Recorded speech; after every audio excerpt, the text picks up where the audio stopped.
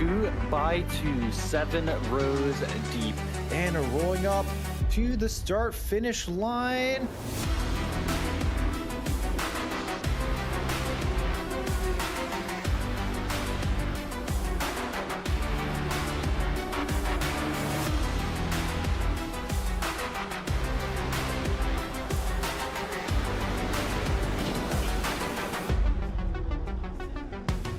It looks like Asher going a little bit off track as the inside. As they can. Saber making an amazing dive into turn 1, and electroshocks off. Eggful gets the move.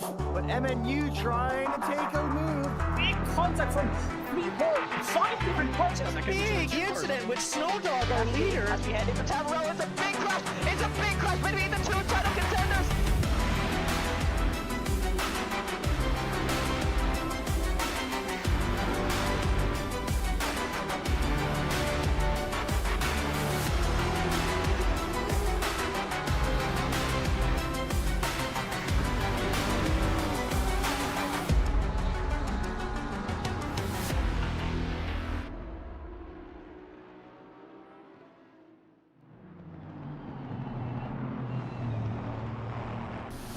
We arrived to the land down under for the second round of our Simufur GT4 Season 4 Championship, and the sun is scorching hot on the pavement here.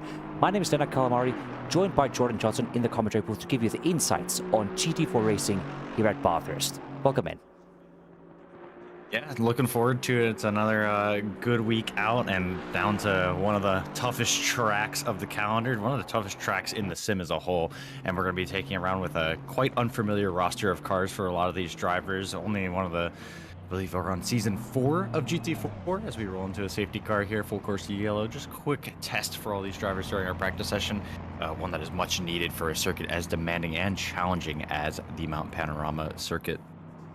It is indeed a huge challenge, and we already had a GT4, not a GT4, it's kind of a GT4 race here last year when it was in the multi-class madness race here, where it was a mixture of M2s, GT4s, and GT3s with a very mixed grid, and it provided to have some very chaotic and quite a few infamous moments from that specific race here. So now that the grid is only GT4 cars here, there's not going to be as much of an issue with lap traffic, but that mountain is going to be a huge challenge for everybody, especially for overtaking. Absolutely. That race last year even giving us some cinematic masterpieces. If you look back to the TIG Gang meetup that happened at the top of the mountain at Skyline, one of the biggest challenges for our drivers as you roll down from turns 11 all the way down to 19 before you finally escape the challenge that is that S section, downhill braking the entire way down, maybe a little pull of throttle once you get through the dipper. It really is a test of how confident you are with your car, and we're going to see the drivers that trust their skills excelling through there compared to the others that might be a little bit more cautious, a little bit more tentative, and needing the time in the margins. You might see them bleed quite a bit of time through there because there's a ton of time if you're able to pull yourself all the ways up to those walls. Yes, it's going to be quite an interesting challenge for our Porsche and our McLaren drivers here, because the big dominance, the big news from last season was the McLaren GT4s were just hugely dominant Watkins Head because of their long straights and very many medium corners here. But that's not going to be quite the case here in Bathurst there, because the SS section all the way up into the mountain here, the GT4 and McLarens are going to be suffering. They're going to be slow as hell. Oh, apologies for the language here. But as soon as they get onto that big Conrad straight to Murray's corner, to the other mountain straight as well, they're going to be just pulling away from these Porsches, as you can see here. And that was a huge challenge for the likes of Vossi, for Fez, as you can see in the cameras right here, where they just got really close to the cars in the corners, to the McLarens, but as soon as they got to those main straights, they just pulled away, gapped them by almost seconds going up into the straight here. So this could be a repeat of happening that again here around Bathurst. Yeah, if I recall correctly, it was almost a half a second as a whole in just Sector 1 at Watkins, which pretty much is just turn 1 and then effectively flat out straightaway for almost any car that drives through there. So it'll be interesting. We've seen racing like this before.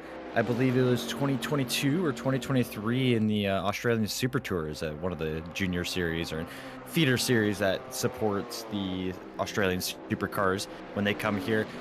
There's a famous instance with a R32 Skyline, which I believe cooking somewhere between 1,000 or 1,500 horsepower, and it was able to keep up with the GT3 machines, but was losing seconds over the top of the mountain. I feel like we might be leaning into a repeat of that, a good chance of it, but the McLarens, they definitely are going to have a challenge going over the mountain. I think the most important thing for our Porsches is get in front and stay in front. I think that first lap is going to be a real test of if they can survive this race up front or if they're going to have a challenge on their hands for the entire hour.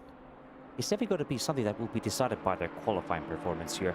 So if you're going to be getting that good straight line performance, get to the front of the grid on the qualifying, you're going to be able to just peel away from the front here, doing this huge straight. As you can see, Adam Norton currently going down there with their Camaro GT4. Yeah, it's going to be important if they can get that good launch of that turn one, because the very start-finish straight is going to be quite short as well. All of our cars are going to be lunging on there, and it's going to be just down to the field. So if then we can get to the Porsches, if the Porsches then can stay ahead there, and that could be the one chance here. We can see a bit of a slide here from Adam Norton, but yeah, it's going to be just down to see if the McLarens are going to be ahead or the Porsche ahead. But looking at the lap times earlier, I don't think it's going to be quite guaranteed if the McLarens are going to be at top qualifying form here.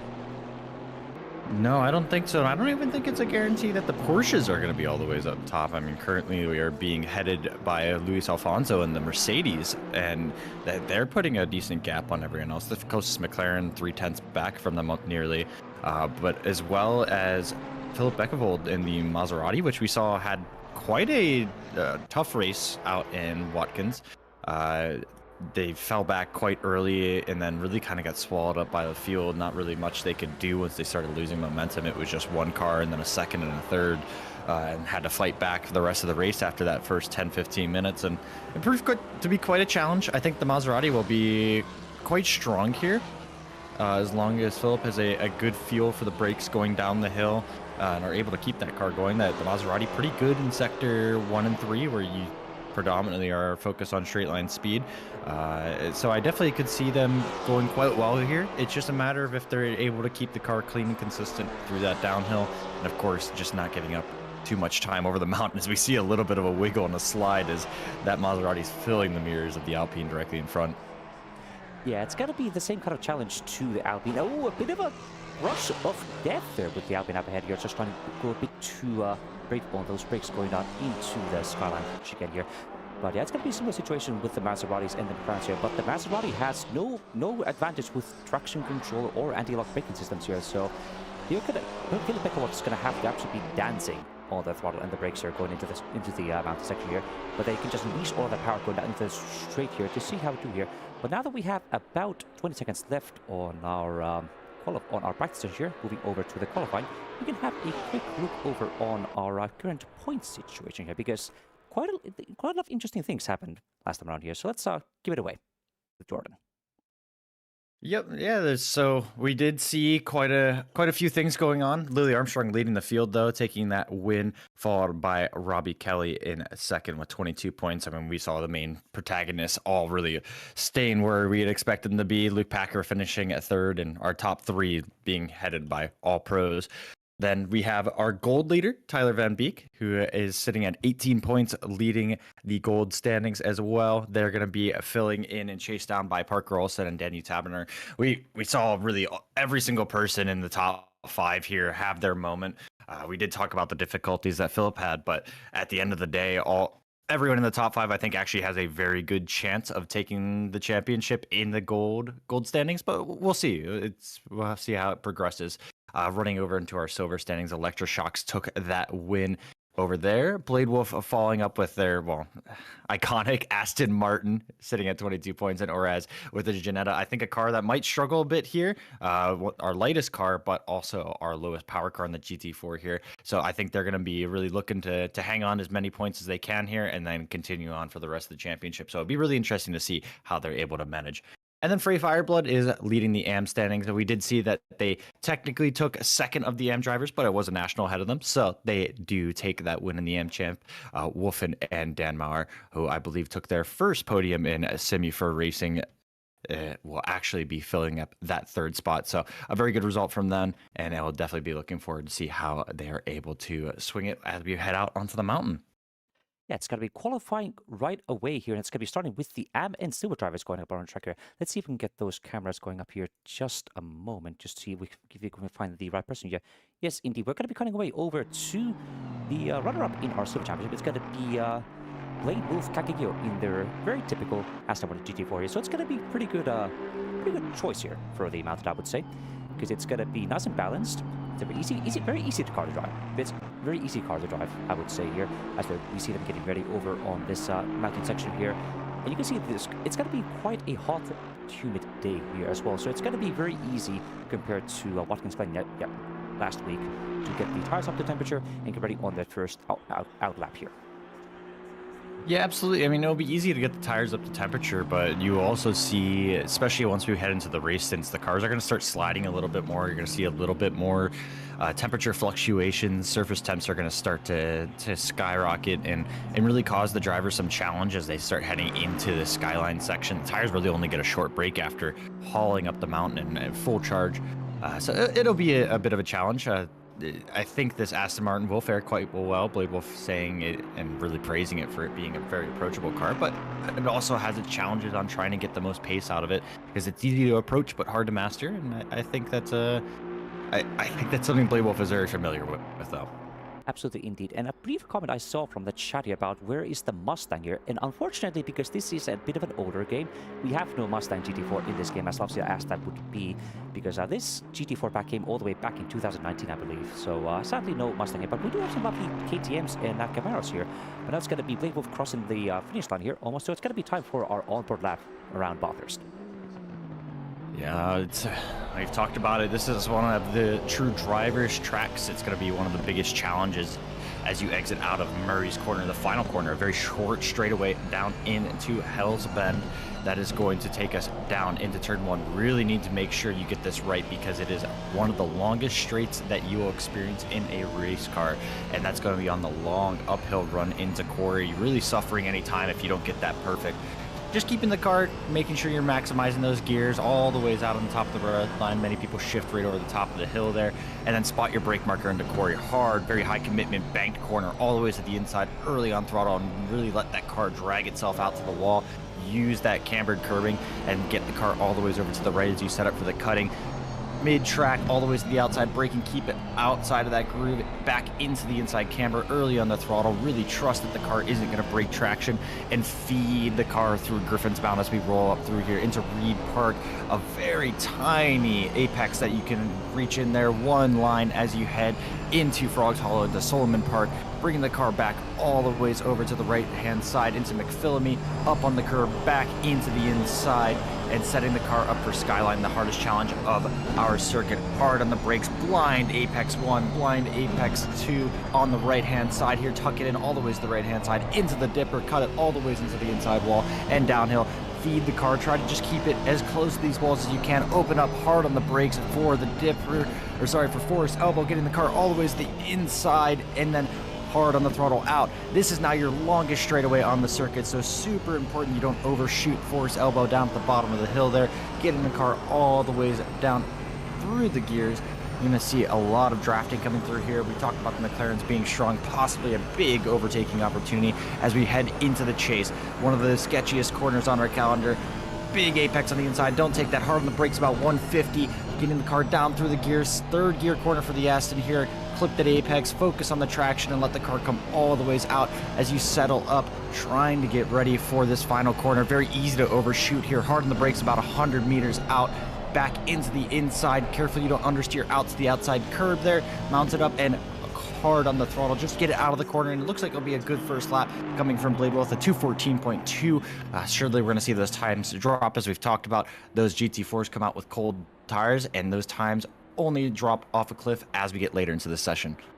Absolutely, indeed. And commenting through that entire lap, it feels like I'm in a rally stage at this point here with how many bumps and swerves and left and right chicanes there are in that mountain section here. So it's going to be an absolute challenge for anybody, even qualifying. It's going to be even more of a challenge going up into the race session here because there's going to be barely any space to overtake around the top of the mountain here. I know there was a big attempt that happened last time in that multi-class matches, which did indeed cause a very infamous TIG meeting, as we like to call it nowadays here. So our GT4 drivers are going to have to be very careful once they're going to be in the race. But we're going to be continuing on our qualifying. There's going to be some more drivers now putting up their first times on the board. There's going to be a 2:15.9 coming up from our AM driver of Adam Norhalim and a 2:16.98 coming up just as we answered again by Charter getting a 2:15.1, the other silver driver here. So it's going to be very competitive times right off the bat.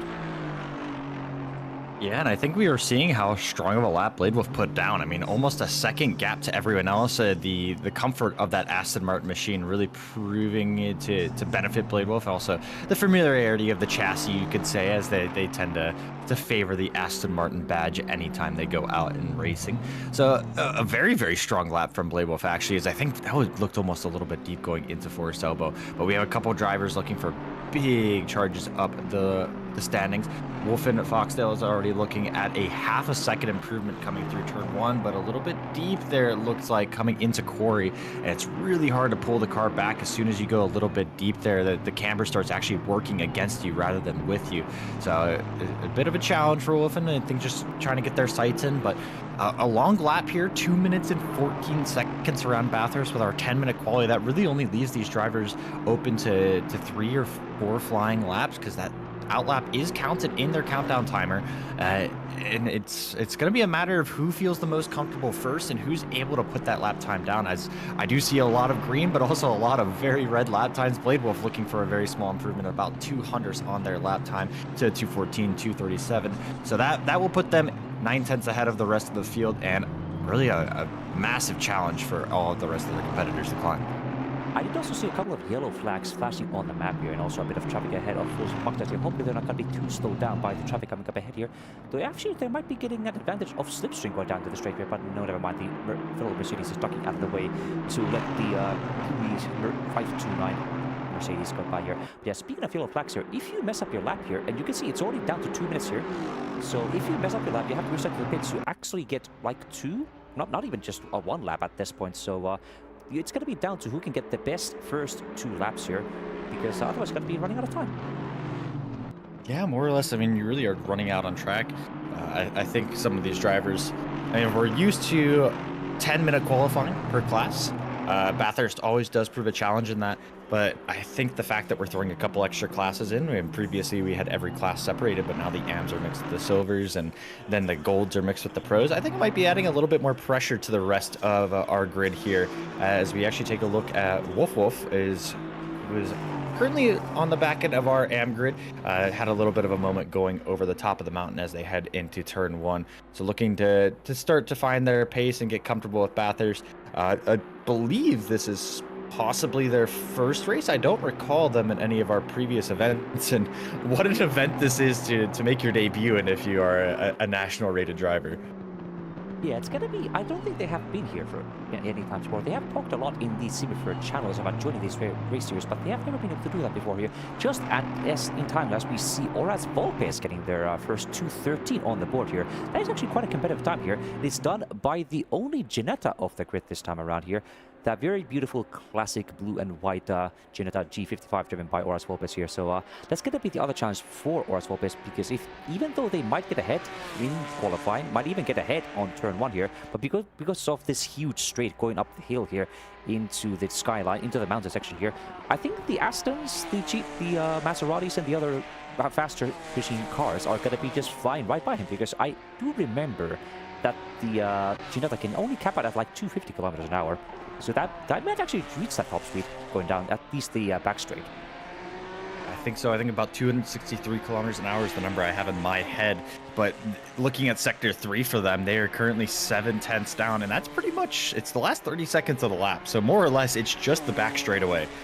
So that tells you how much time they're losing, even more than Watkins and what we saw with the Porsches and the McLaren. So that's going to be a really big challenge for Oraz, but also that is an extremely competitive lap time. The 13.7, I think that's going to put them well into the fight with the pro and gold grid. It'll be really interesting, but as we tick down, final 10 seconds of qualifying, every driver that finishes their lap is obligated to come into the pits. Anyone that crosses the timer in the next 3 seconds is able to complete their next lap, but that is obviously not going to be Oraz. As we take a look at them, they're looking at a possible 6/10 improvement coming down the back straightaway here. So really looking forward to what improvement they can pull out. This is a very, very big improvement and possibly even going to push them into the 12s if they're able to find some time in the chase and also the chicane here. One of the hardest braking zones to gauge. You think that you have it right, but easy to overslow, easy to overshoot.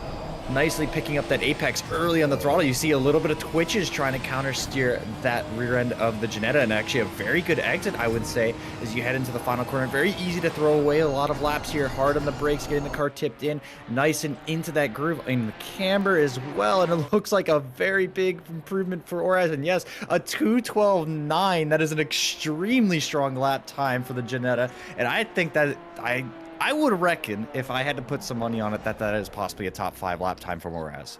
That absolutely is looking like a top 5 time there. And I don't see much other cars here currently having any improvement on the lap board here. I see Blade Wolf is currently on the track here running a lap time, but they are running about neutral on their lap time gains here. So I don't think there's going to be any more cars improving on lap times here. We do see Alfred Shaw here in the AM class here trying to get one more lap around the board here, but they are already run out of time here. We have our first pros and gold drivers coming up on the grid here. I think it's going to be leading by the pack of Dragon in their beautiful Pfizer livery machinery. One of my favorite video games from my childhood. So lovely to see these tribute liveries to that lovely franchise here. But we can also see a McLaren right behind. I think that's going to be the McLaren over Lily Armstrong here. So it's going to be probably an interesting fight between these two cars here. Even though Dragon is not fighting with Lily Armstrong in the same classes, because Dragon is in gold class and Lily Armstrong behind them is in pro class here. They might have a bit of an issue here with traffic going up into the qualifying here, because indeed, traffic is traffic no matter what class you are in. Absolutely, but let's be honest, the gold and pro pace is so close sometimes that you see a lot of intermingling and fighting between the two of them. So I expect that these two, maybe Lily actually is expecting the pace to be close enough that they're trying to benefit from some slipstream, knowing how weak that McLaren is over the top of the mountain. Something that we heard actually from our drivers quite a bit leading up to this, that the McLaren needed the BOP advantage that it was getting, and actually gets quite a favorable minus 40 kilograms as we roll through here. And actually possibly, yeah, so falling on board with Lily, we're going to see them as they start to challenge down that Mercedes. The Mercedes actually quite well matched in the first sector and having some good straight line speed, so it'll be a bit of a challenge from this number 88 to try to hang on to the back of them. Back here, probably getting a couple tenths of draft as we head into turn 2. Steve picking up, ooh, a little bit of an overshoot coming from the McLaren. You can see that and pick a little understeer right on that apex and try to bring the car back in. But it's going to be quite a challenge for Lily to keep this McLaren even within eye shot of that Mercedes up into the inside, and just trying to tip the car in. Really proving to be a challenge with this McLaren. It doesn't look like the front end wants to respond the way it should. It gets into the corner, but it looks like it starts to give up quite a bit in that mid corner. A lot of the compressions here should be throwing the car around, but yes, a lot of understeer just pulling the car to the wall, pulling it away from where you want to settle it down at, and over the curb. Oh, big snap there from Lily. A good catch to keep the car going at a good rate of knots down into the skyline section, really leaning on the ABS, and actually I think catching up on that Mercedes a little bit.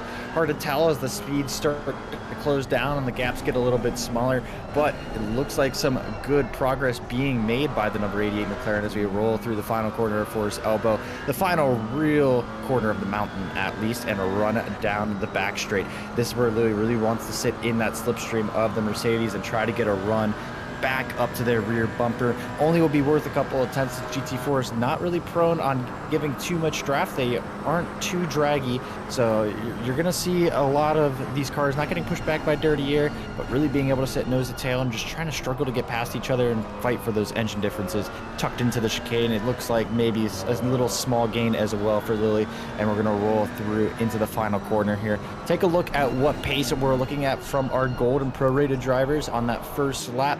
And that first time that's going to be set by Phaser, the Phaser Sauce Dragon, that's going to be 9 tenths of drift. Lily, 8 tenths of drift. So it looks like these drivers, maybe Lily did get a little bit of a benefit from it. And Luis Alfonso with the very first lap, a 12.5 flat. So that's going to be a very strong time. And that's really what our pro is looking for to set on that first lap. And the rest of the field already has their target set. No longer a question mark of where that bullseye is going to be, but if you're able to hit it now. And you can see as these pro and gold times are coming in here, just how dominant of a lap time Auras Volpes was able to get into that G55. Because you see Philip Beckerbold, Tyler Van Beek, Inigo Lopez, very strong, very good gold and pro drivers here, but they have not been gotten even close to the time that Auras Volpes were able to do here. So Auras indeed could be sitting at a proper, maybe even a top 3 position here going up into the end of the qualifying. We're going to have to see what's going to be happening. We do see a couple of more improvements here, especially from Lily Armstrong. Again, on a 3/10 improvement going down into the sky. Again, getting a bit of a brush on the wall there going up into that bend there. Hopefully not going to be any damage on that car here, but they are absolutely trying to chase down Salt Dragon's car back there. So I think they're trying to get that slipstream going up into the long first and second straights here to optimize, maximize their gains into every single corner here. And I think they are right on the cusp of getting that slipstream if they can just call a couple of tenths closer going up into the back straight. Absolutely. That slipstream kicks back about 1.5 seconds that I've noticed in ACCU. And Sosh with a big wide moment coming through forced elbow. So that's going to bring Lily even closer. Lily already looking for quite an improvement on their lap time. So they're going to be getting even more with a generous dose of slipstream coming from the back end of that Mercedes. So that's going to be much to their benefit, as long as they don't catch all the way back up to the rear end of that Mercedes. But again, the McLaren needs to struggle through the corners to get it through the rest of this circuit tucked into the inside. You can actually see both of these cars moving around under traction, and you saw it over the top of the mountain. That McLaren was really leaning on the edge of its rear tires, just trying to get it through. This isn't as dramatic of a corner, but you can still see a good bit of slip coming in from Lily Armstrong and a run through the final corner. That's going to see a jump all the way up into 4th place, still sitting behind Auras Volpes, and another improvement from Luis Alfonso by 15 thousandths of a second. So we're looking at improvements. I've seen a lot of green on my timing sheet, a lot of big improvements from most of our drivers. Tyler Van Beek is one of them, who's going to see a big jump up into 2nd place with a 2:12.840, the second 2:12 of our pro class, and that still only bumps just Auras down into 3rd place as everyone's heading. Actually a big off track there for Tyler right in front of Parker Olsen, but these pros really only have 1 or 2 shots depending when they cross the line to get their qualifying laps in, and Auras is really hanging on tough with that 2-minute 12.9. Yeah, 2-minute 12.4 is a very good lap to be doing here, but they're still 5 tenths ahead of the next fastest car with Tyler Van Beek here, so it is looking to be a very dominant run from Luis Alfonso here so far, with nobody else being able to challenge them at the moment here. We can also see Parker also here coming up right into the skyline mountain section here, coming up around the cutting corner here into the core section here. I think you can almost take the section flatter here if you can get the approach just right here, but the very understeer McLaren, so it's going to be a bit of a challenge here. You can see Parker also, again, almost brushing the walls here, kind of into the stern here. It's going to be, again, just going full speed, full commitment here, a tiny bit of a lift here, trying to avoid getting that wall too close here. And again, it's going to be a 4 tenths improvement now going up into the very treacherous skyline section here. Thankfully, this time around, they didn't have a big spin here, so looking prop spots there so far. Because last time around, we did see Parker Lawson in the GT4. It was in a KTM, and I think they seem to be liking the McLaren way more than the KTM, at least in Bathurst.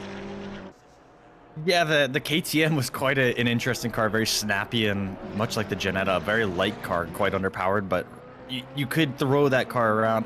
The McLaren, much more traditional. You expect the weightiness of the car to carry it through the corner. A little bit less direct, but you can kind of expect what it's going to do a little bit more. But Parker looking for quite a big improvement here. A good run over the mountain, and you saw much with the other cars, really getting thrown around. So I love about these GT4 machines is just how much they slide through the corners, how much you have to really push them to get the lap time out and get these all 4 tires through the corner, and the front tires don't have the grip much like a GT3 machines. You can't just stay flat in some sections. You have to actually pedal it and get the rear end around. So it proves to be a lot more enjoyable challenge as Parker Olsen comes through with a 1.1 second improvement, and that's going to see them jump up into P9. So now looking for their final lap, 40 seconds. Everyone coming across the line is going to be on their final lap as they roll through, and looking like final improvements. I do see quite a few on the board, so this qualifying session, it's all but over yet. Yeah, almost to the end here. I did also see a comment here from the chat about the weird input tube we saw on the onboard for Lily Armstrong here. And I have to make a comment here that it is actually not because of the game physics, because Lily Armstrong is one of our only controller drivers on the track here, so their inputs look a bit weird, a bit snappy, but they just have a very good grasp of how to drive these cars in a controller here, so props to them on being able to be up in the top 5 there, almost crossing on the top 5 here, to all with that control inputs. So now we got to be seeing Daniel Tabert here going up on their, probably the last lap around here on the track here, at 5-3, almost 5-10 here, going up into the last Murray's corner here. Let's see if they can get a good launch going up into that tight 90-degree corner here. A good sit. It's going to be just about on the limit there. It's going to be a small improvement, but not going to be enough actually to put them up into P2 right at the end of the qualifying here. But we do still see Luis Alfonso here going up into the mountain section here, now going up almost to Forrest's elbow down to Conrad straight here, and they are just on the limit of getting some more improvement here. So it is looking quite dominant for Luis Alfonso here. I don't think I see anybody else here being able to challenge that very, very strong 2:14.4. We did see they lost a little bit of time coming through Forest Elbow there, just a tiny little bit wide moment, a little bit of understeer. I did see a couple green sectors though. Tyler Van Beek might have been able to challenge if they're close enough. I do see them going green, and they're only 3/10 back from Luis Alfonso's time. Luis might be looking to need an improvement here. A good run of traction coming out of that chicane there will lead them to a little bit of time gain as we roll through into the final corner here. Hard on the brakes, setting up for Murray's as we run out of the final corner. A good quick run out. It will be a small improvement. It looks like, no, actually they just missed out, so a tiny miss. So the door is open for Tyler Van Beek to come running through as we hard on the brakes. A big time gain possible running through the chicane. I do think they went up a tiny bit, but Murray's corner is going to have to be pretty much perfect as they roll through, looking for about 1-2 tenths to gain hard on the brakes and into Murray's. If you can get that inside groove, the time is there, and is Tyler able to get the car squeezed out of the corner? They are enough to beat Daniel and be the best McLaren, but 2 tenths short of Luis Alfonso's time, so just barely missing out, and maybe just tiny little mistakes for those 2 tenths. It's really possible for all of our drivers, but this mountain really proving who was the most comfortable. Luis Alfonso does manage to take that pole position and a 5/10 advantage over everyone else in just Sector 2 alone. Yes, and I need to point this out right now, because we have currently in pole position, it's going to be Luis Alfonso with a very good dominant time here. Congratulations to them. But then in P2, it's actually going to be a gold driver, Tyler Van Beek. And then we got another gold driver in P3 with Daniel Tapper. And then we have a silver driver in 4. So you can just see just what a stonking lap Horace Lopez was able to get in their Ginetta G55 here. So very good result from the silver driver here. And then we have to go all the way down to P17 for Adam Norlin to being our pole sitter here. So it was a very tight qualifying. And with silvers, golds, and pros all mixed together in the top 4 here, it's going to be a very interesting lap one for sure. Oh yeah, no question. We know that the drivers are kind of thrown all about with their competitive performance through the lap. I mean, we've seen the McLarens straightaway demons, but also struggle quite a bit in the corners. I think it will be an interesting run. I think it'll be interesting to see who postures themselves correctly to be able to gain some positions, because the expectation for anyone that has that straight line advantage is you're going to gain a position or two coming into that fast first lap, while everyone's just trying to jockey for position and not so much lose a position. But if you get boxed in at the wrong time, if you don't find yourself in the right position to take advantage of your on-track position, well, you might get stuck going over the top of the mountain. You're going to bleed a little bit of time, and you're too far back to make an overtake on that back straight. So I think we're going to see a frantic first lap. A lot of people going to be desperate on to see if they can get another position, and no more obvious is that going to be than our top 5 positions, where we have the Mercedes, the McLarens, the Maseratis, all surrounding a little Ginetta that could, by Horace Volpez, who snuck that into P4, does have a good, strong Sector 1, but Sector 3 is where they tend to struggle, and I think that's going to be the place to look out for at the front of our field. Yeah, the Ginetta's going to be sweating bullets going up into that long straight here after turn 1 here, because they're going to be surrounded by all of these huge high-power machinery here. So it feels quite like being like a tiny little Formula car surrounded by huge NASCARs in that kind of a situation here. But we're going to be now getting ready for our drivers lining up onto the grid here. So let's see if we can get ready on our track walk here. Just give me a moment so we can get everything set up here. Right, so going up now. Starting up in P1, we have Luis Alfonso with a very dominant 212.4 here. Starting up in P1 here, joined alongside by Tyler Van Beek in P2 in gold class. Up on the next row here, we have Daniel Taberner, another gold driver here, starting up in P3, joined up alongside by the Ginetta G55 of Horace Volpes in that beautiful blue and white livery. In the third grid slot, we have Philip Beckerbolt in that Maserati, beautiful blue Maserati machinery here, joined up alongside by Sosh Draken in that 5-star-themed Mercedes AMG livery. Going up on P7, it's going to be another gold driver. It's going to be Parker, also in that McLaren 570S, joined up alongside by the bluey driver of Inigo Lopez in another Mercedes-Benz. Coming up on P9, we have Lily Armstrong in another McLaren, joined up alongside by the first Porsche of our grid. It's going to be the P10 of Vossi Tigris in another TGR car. Up in P11, we have another Porsche of our team, of our owner, server admin, and silver owner Fez Fox, joined up alongside by the silver driver of Aston Martin, Blade Wolf Kakio in the Lycan Racing team here. Up in P13, we have our only BMW M4 of the grid here, the older generation. Well, we don't have the new generation BMW M4, sadly. It's going to be Chris Gator in P13, joined up alongside by Luke Packer in another McLaren, and then McLaren GT4 here. Up in P15, we have our first appearance of, actually, I was wrong, we have another BMW on the grid here. It's going to be the P15 of Alexander van der Voet here, another BMW M4, joined up alongside our only Audi. This is indeed the only Audi of the grid here. We're going to be the car of Charter in P16. P17, we have our first Chevrolet car here, Kabosim Sports 574 Adam Northland, joined up alongside by the bluey Aston Martin of Fry Fireblood here. Up in P19, we have Jesper Swingley in the Garage 42 livery, missing livery here, as always, traditions. Coming up, joined up alongside by Coda Wolf in the number 78 Aston Martin. Up in P21, we have Alfred Shaw up in their first Alpine of the grid here, joined up alongside by Wolf and Foxdale in the 529 Bluey Mercedes. Up on P23, it's got to be the first appearance of our AM driver, X-Wolf, very funny name here, in a Mercedes, joined up alongside by two silver drivers. It's going to be the Alpine of Victor Vries in P24, joined up by Jax Wilson in P25, who were able to not set a lap time here. So you can see that this mountain is definitely a challenge where some people were not even able to set a lap time at all. Yeah, absolutely. It's going to prove to be a challenge throughout the race. 1 hour of race time, and of course the big question, I don't want the commentators curse it, but it does need to be addressed, is lap 1 wrecks. We've seen them before. We've seen them dozens of times, pro series, we've seen them in amateur series. Are we going to be able to keep it clean through that first lap, coming through turns 2, 3, 4, 5? That's where we see a lot of big bottlenecks, a lot of traffic jams as one car gets turned in the wrong place. Or are we going to be able to make it through? And once we're able to get through there, at what point? Because it's not a question of if, but a question of when is there going to be one of the big wrecks on the mountain. So I would be unsurprised to see a full course yellow or a safety car here. Actually, I do believe we do not have a safety car. It is just going to be a full course yellow from Race Direction that they have to utilize. But nonetheless, it is going to be, I think, a question of when we will see that and what drivers are able to take advantage of it if it is during our pit window.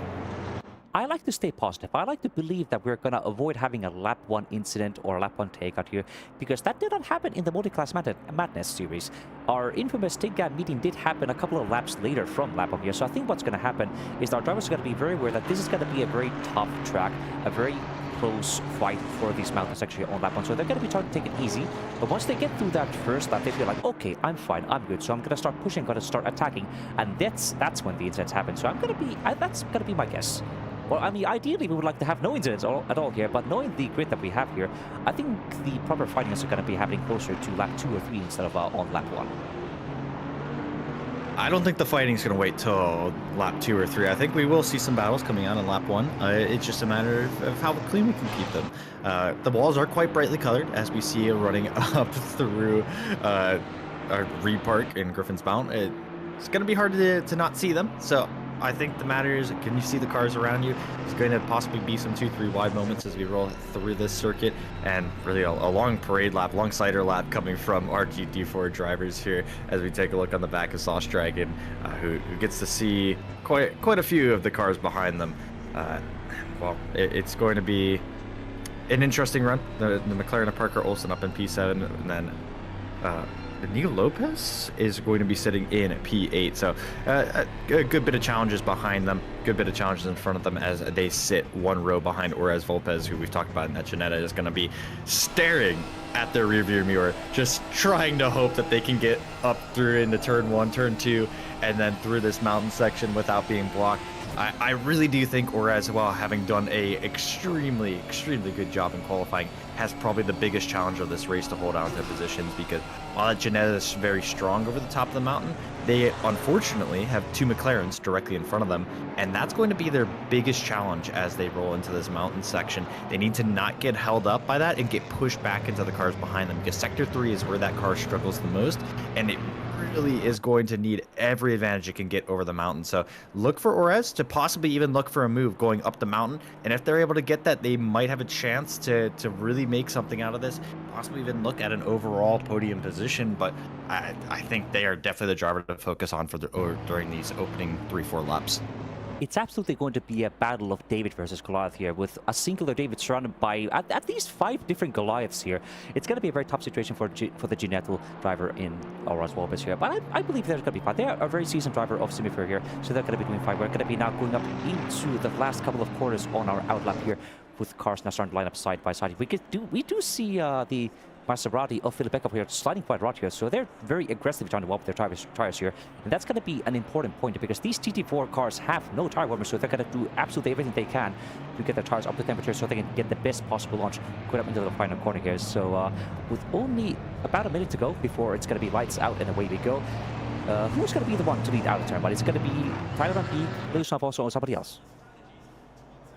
I think Lewis is going to make it. The turn 1 is a very good corner for the inside line here at Bathurst, but it's going to be interesting to see who hangs on through the quarry section. But nonetheless, doesn't matter if you have hot tires or cold as you roll through that final corner.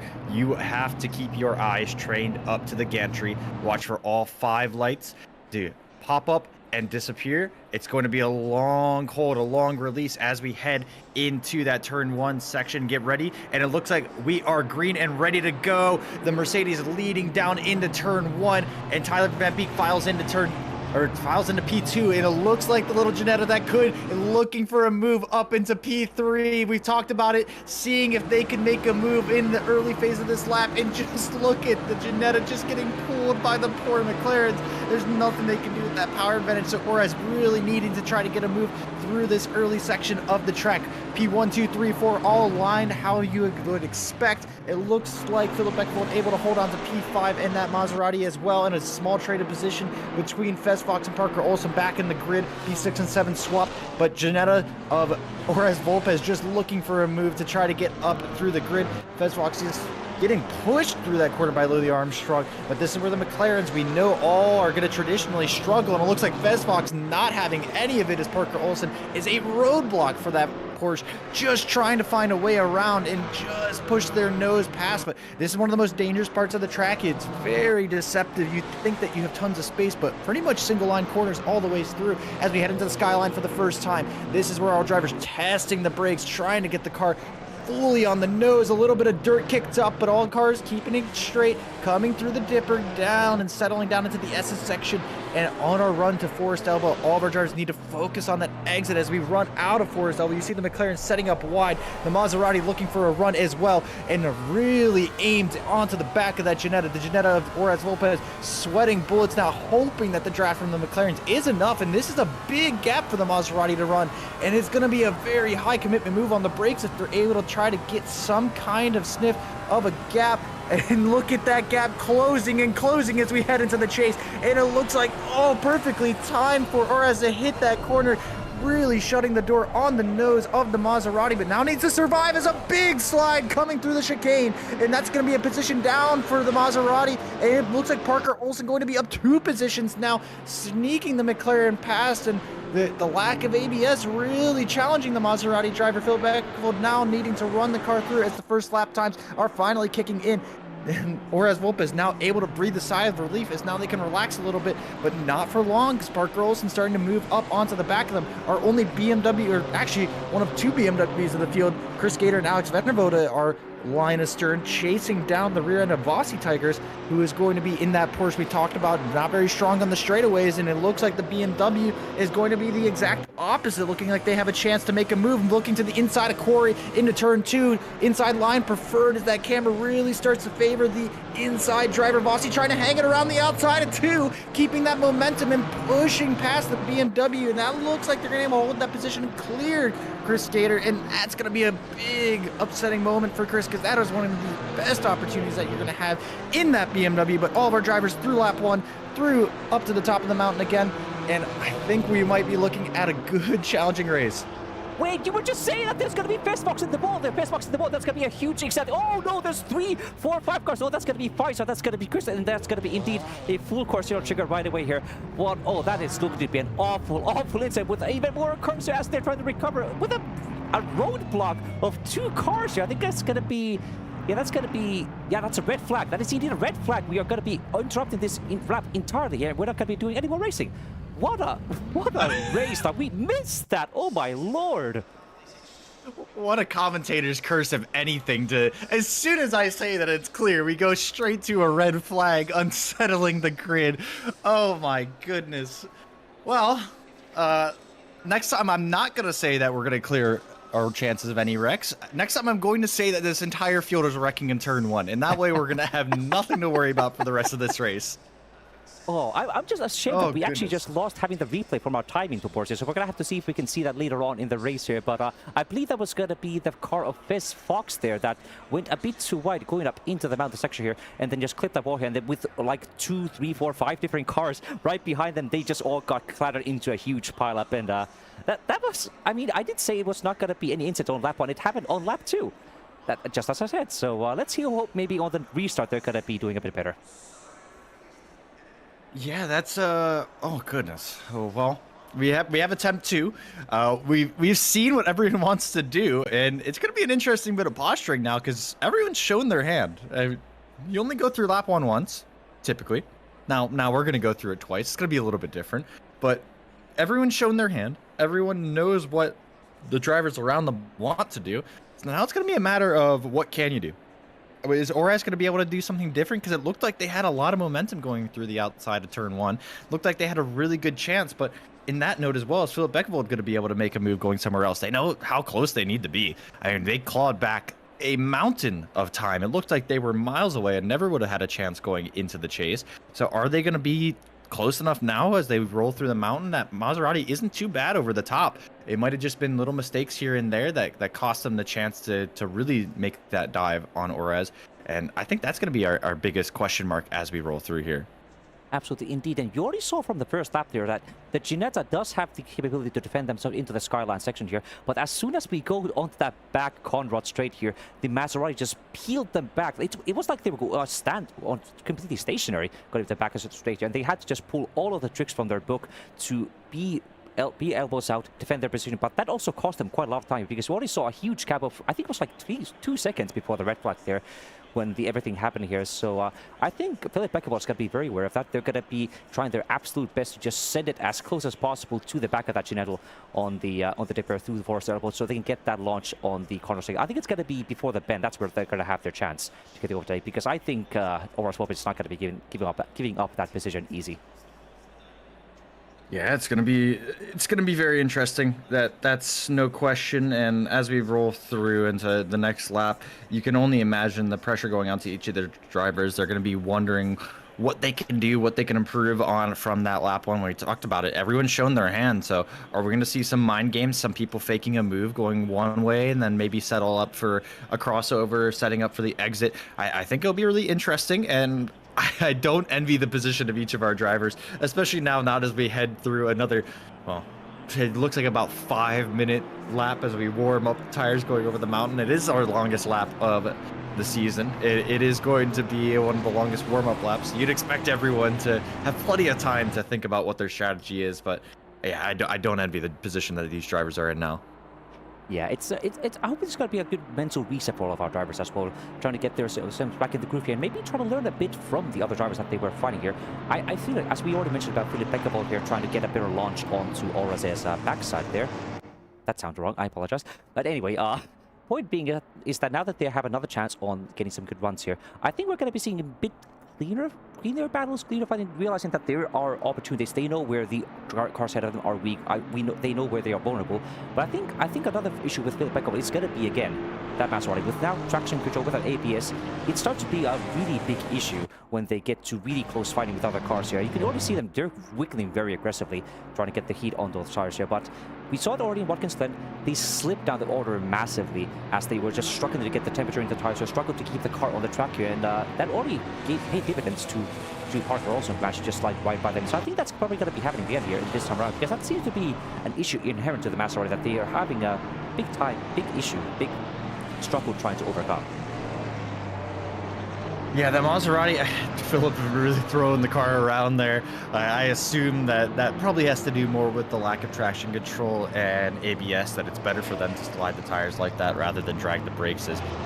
I wouldn't be surprised by dragging the brakes if they're locking up the front tires at some point, causing some flat spots. So just a little another quirk of the Maserati. We do see them dragging the brakes quite a bit here, though. So they are still trying to get some brake temperature in the car and feed that into the tire carcass. So definitely posturing to try to make some kind of move happen, because they know they only have to be so close to that Ginetta up front, and they really are starting on the preferred line on the road directly behind the Ginetta. So they are the one postured best for the best chance of gaining a position as they go for some really big weaves going over Skyline.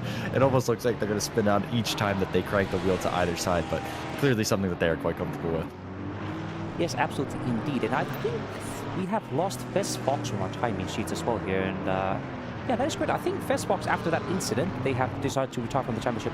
So that is a shame. We would have loved to see another attempt from them to get through the mountain here and not have an incident that time around here. But I suppose you can understand that after having a huge wreck like that, you kind of lose your motivation. But yeah, hopefully we're going to be seeing them again next time around here. Now we're going to be going down into Conrad Street again here.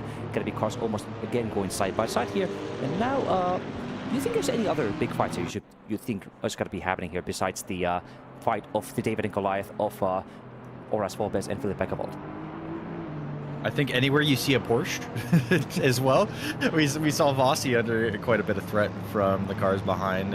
Actually, I think they must have snuck past Lily on their race start, because I believe we were looking at them ahead of Lily, but it looks like Lily is actually the one ahead of them. So I think there's a good chance that you see those Porsches sneak past.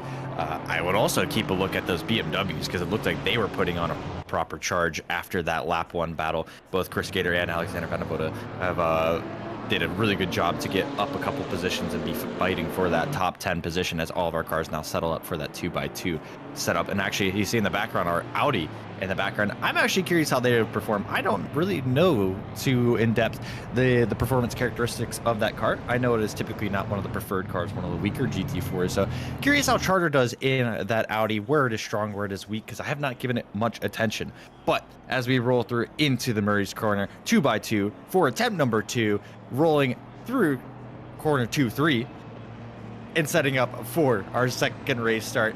Our drivers Tyler Van Beek and Luis Alfonso will lead this field up to the 5 red lights for the second time, and they're going to be cruising down our main straight, shortest main straight of the year, as well as we get ready to go. And it's going to be all 5 red lights out, and our drivers ready to go as we go down into turn 1 for the second time. It looks like Luis Alfonso with a very good start, possibly a weak start from Tyler Van Beek as we look on the outside, and it looks like Horace Volpez also going for another move. But now we are 2x2 going down into turn 2, and the McLaren's now jockeying for position. Horace just looking to keep it clean, but Daniel Taverner now looking for a move on the outside of Corey Corner. Tyler Van Beek looking to try to hold that inside the Maserati in the background of Philip Beckhoff, looking for a move, as well as Parker Olsen and Sauce Dragon looking for some kind of trade of position. And Horace Volpez is now going to be looking in the rearview mirror, getting hounded by that Maserati, possibly even contact as well, as we see a lot of position changes jockeying through the field. It looks like Philip Beckhoff not able to make a move coming up into that turn 1 run, and it looks like top 5 are going to stay the same for the start of this lap.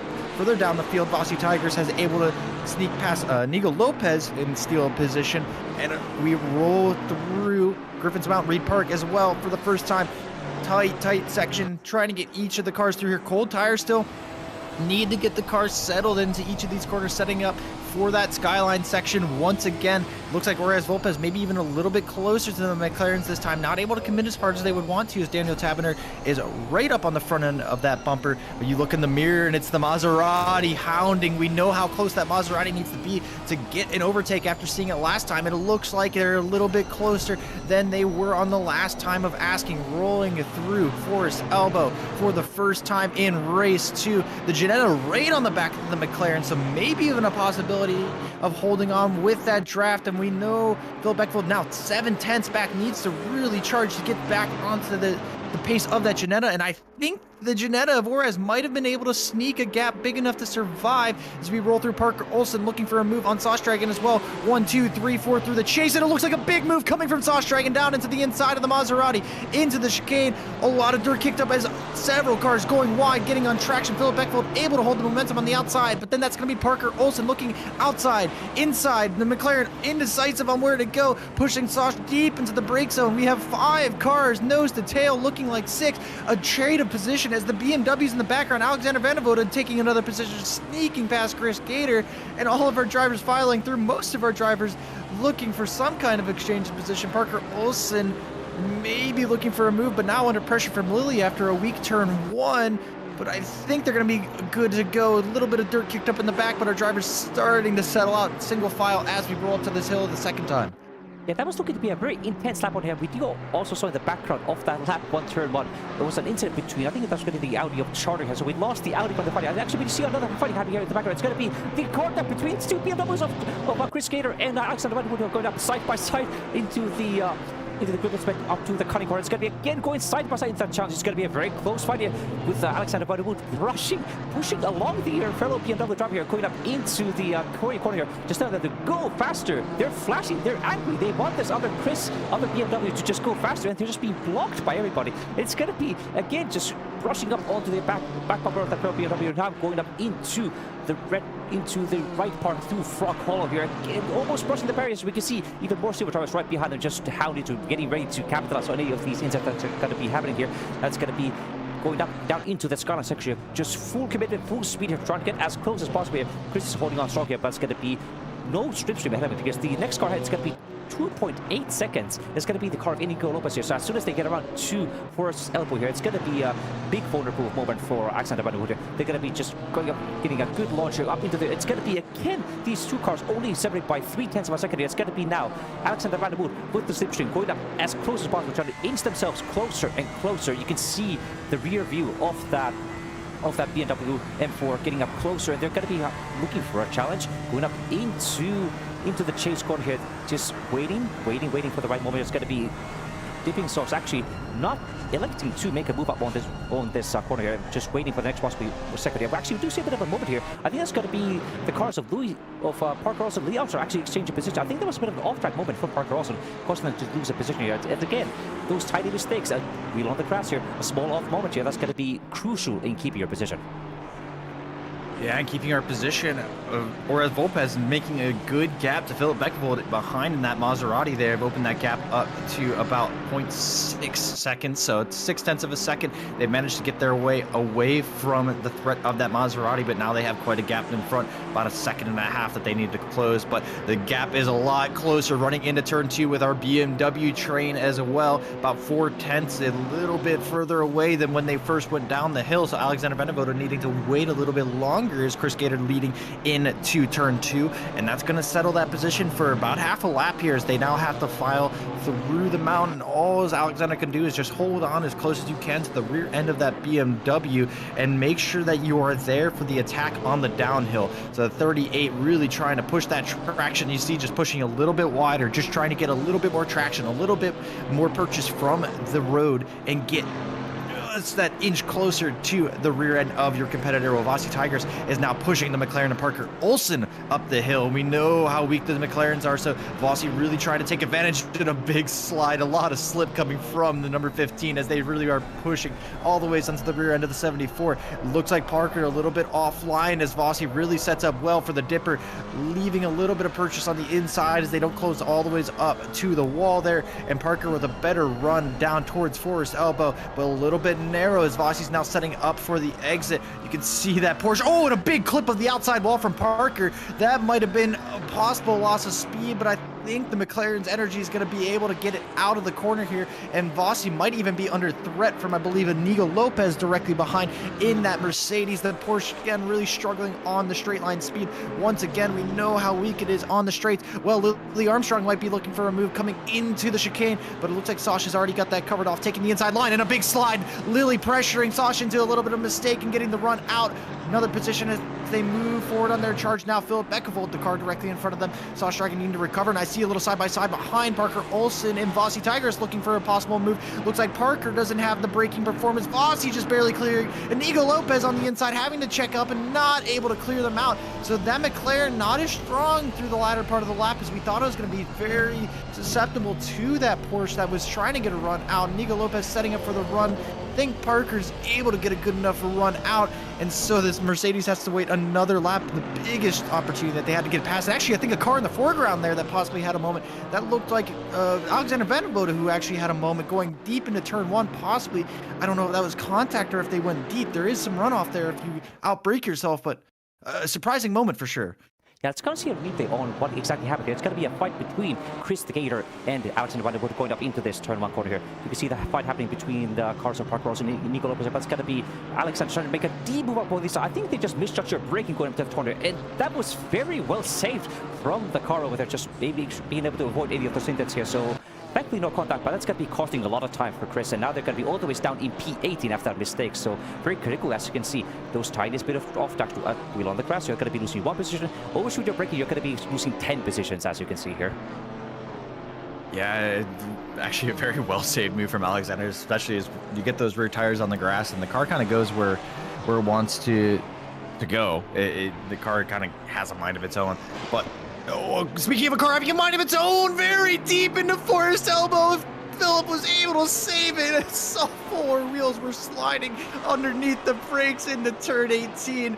A very well-held moment from the 81. I thought that was going nose first into the wall. That will surely be a big time loss, possibly easing some flat spots, but Philip Beckevold surely now going to try to keep the car straight for the rest of this race as we run down into the chase here. That challenge from the Maserati seems to die out pretty quick. I think it just cooks its tires really quickly here.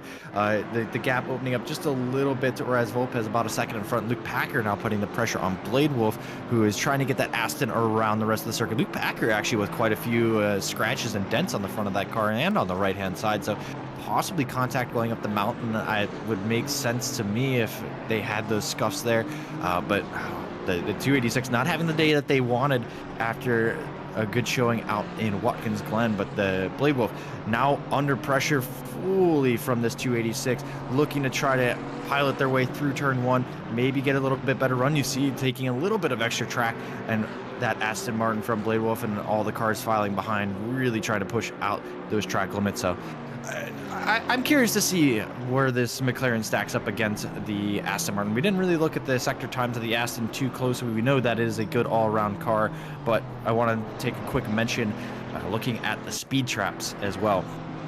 The McLaren sitting at a nice 273 kilometers an hour. And just to talk about our David and Goliath, the Ginetta 239. So quite a big spread. And more relevant to now the Aston Martin 264Ks. So a big speed difference nonetheless, though. I think we also missed an overtake happening between Inigo Lopez and Parker Olsen, because Parker Olsen has again lost another position to the blue Mercedes of the car ahead here. Now they're going to be actually being assaulted by the BMW M4 of Chris right behind them. So if it was a McLaren domination last round, it is definitely not the case this time around here, because you can see the McLaren is just struggling to get the car rotated around these very tight bends in the skyline section. Again, just losing time again, going up down into the dipper, into the Forest Elbow here, and it's going to be trying to make a big set, a bit of a peak up, going up into the inside, into the Forest Elbow here. That's going to be almost brushing the rear bumper of that Mercedes. It's going to be a big chance for them to try and get a big set, get that slipstream going up down to the control stage here. They're going to be only 4 tenths here. That's going to be a good chance for Parker Olsen to get close up into the bumper. They're actually looking left and right, trying to weave around, trying to get into the bluey car's mirrors here, trying to look for a set here. It's going to be almost side by side, going up now to the dangerous part. It's going to be into the set. It's going to be Inigo Lopez up on the inside, Parker Olsen on the outside. It's going to be Inigo Lopez giving up the position and breaking early to get that spot back and fight another day.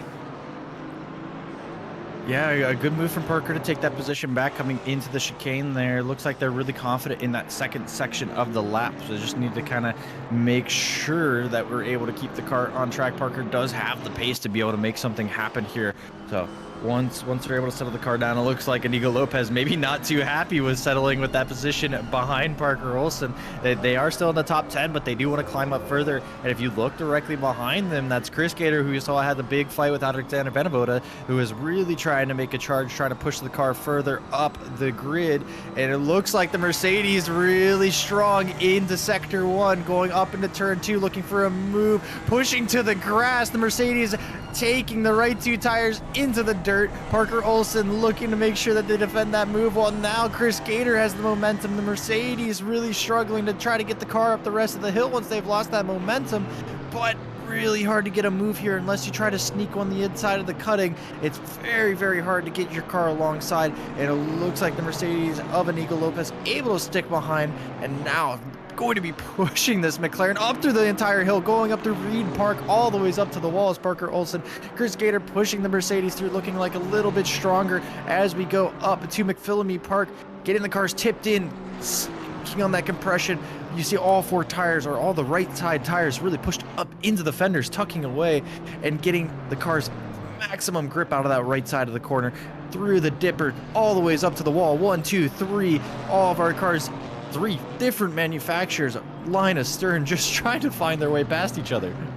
Yeah, it's going to be very tough and difficult to overtake through that mountain section up here, but it seems like they only made it through fine here. That's going to be Inigo Lopez's turn to try and get close enough to the McLaren of Parker Olsen to have another set up, going up into the corner straight here, but the gap is larger this time around. I don't think there's going to be a similar kind of chance for Inigo Lopez to have a send up on the McLaren of the car ahead here. And actually, we do see a bit of a yellow flag happening with Quick to Freeze and Fry Fiber here going up here. I think there was a small contact here. It's going to be the exit of that Forrester's first elbow here. That's going to be very dangerous for most of our cars here. We already saw it happen once with Parker Olsen here, and you can see it's going to be the car of Alexander Vanderboot here, coming up close to that Alpine, having a bit of a peek up on the inside. They're trying to make a move, and that's going to be going then side by side. Quick to Freeze going up to the defensive posture into the chase here. It's going to be Alexander Vanderboot not electing to have that move down here. It's going to be them finding another day here. But again, we saw those impacts happening with Forrest Elbow many times around here, and it's going to be another send coming up from for Alexander Vanderboot going up into the outside. It's going to be Quick to Freeze squeezing them right up into the wall here. It's going to be actually a switchback move there from Alexander Vanderboot here, but not happening right now there. So it's going to be lots of fighting here, and that Alpine's going to be another David versus Goliath mode there, because that BMW M4 has way more power compared to the Alpine. So it's going to be just down to see if they can just stay for just slightly enough ahead, going up into the straight here, going up the mountain straight here. It's going to be only 4 tenths between Quick to Freeze and Alexander Vanderboot here. It's going to be the BMW M4 just getting closer, inching closer. Use that slipstream to their advantage here. It's going to be all down to Quick to Freeze to see if they can plant their car in the right position to defend from the assault. It's going to be now Alexander Vanderboot having a peek up on the inside, going up into the Griffin Spent here, but it's not going to be quite enough. They're going to be again backing out that, so it's going to be again another lap stuck behind the Alpine, going up into the sky, into the mountain section. Absolutely, and we saw that BMW absolutely towering over the Alpine, as the Alpine almost looking like for an outside overtake on the outside of Frey Fireblood, looking on the Aston Martin struggling to get up the hill. Actually, it looks like that Alpine has loads of power as they try to fire their way through. Remember that the Alpine there, Quick to Freeze, actually did not set a lap, so they're doing very, very well right now with a good charge up the field at the moment. Actually looking like they're up, I believe, 8 positions, if I'm not mistaken. So a very good charge from that Alpine, but the 26 really under threat, two-wheeling through the downhill of Skyline, setting up for the dipper. The Alpine really looking to challenge going in. Are we going to see a send into Forest Elbow? It's really the Alpine or the BMW. Someone's going to look for a move, and it looks, oh, the Alpine all the way up onto the rear end, but compromising their exit as they dive through to the outside. It looks like a possible move now going to be set up for Alexander Venable as they fill up the rear end of that Alpine, trying to push the car down the main straight. The power of that inline 6 from the BMW really pushing it down into the chase, and a possibility to come back from the Alpine. The Alpine, very light little car, maybe nimble enough to sneak a move back to the inside, looking like a move for Quick, but not able to get close enough to purchase on those rear front tires. Not there, as Alexander Benavoto now pushing the pressure up to the 26. The Aston Martin really just trying to survive until they get to the chicane every single lap. Looks like they really struggle going up the hill down on that back straight. They look to perform quite well, but Alexander Benevento now has the chance to push that gap even closer. And then also the Chevrolet of, I believe that is Norhilum, is looking to try to survive now the attack from Faye Fireblood. So everywhere we look, these cars, they kind of ebb and flow. You have one car stretch it out here and then another car fall back somewhere else. And Frey now, they struggle in this uphill, but they might catch that Camaro in the wrong place. It might push them back into Alexander Benevento, who might be licking their lips, trying to get some kind of opportunity going in a lap or two here if that Aston Martin gets pushed back in the wrong place. It's going to be a very interesting fight for sure, because looking at the lap times here so far, last lap time from Adam Norheim, 2:17.0, from Fryer, but Alexander and Quick, they all got sub 17 lap times here. So I think with the AMP driver ahead and 2 silvers and a gold driver right behind them, it's going to be very nerve-wracking for Adam Norheim to try and keep that advance from behind them. But I think if you're in that kind of position here, actually that's going to be the same position where Fryer is as well, because they are not fighting these 2 cars behind them, but they're also trying to chase down the car of Adam Norheim right ahead of them. So if they're going to be slowing down too much to try and keep these cars by here, they're going to be losing even more time to Adam Norheim ahead of them. So it's going to be Fryer seeming to not give up any position at all. They're actually going up into some defensive posture here, going down to the skyline here with the BMW and the Alpine right behind it, just how to have an overtake here. It's going to be now down into the critical corner, into Force Elbow here. If they can get that good send here, it's going to be a good possibility for Alexander, Kvik, or Fryer, even any of them to get a move there. It's going to be actually Fryer going up deep on the outside here. I think it's probably them realizing that this is not their fight. They're going to be just slowing down and waiting for their next chance to get back up to Adam Norheim.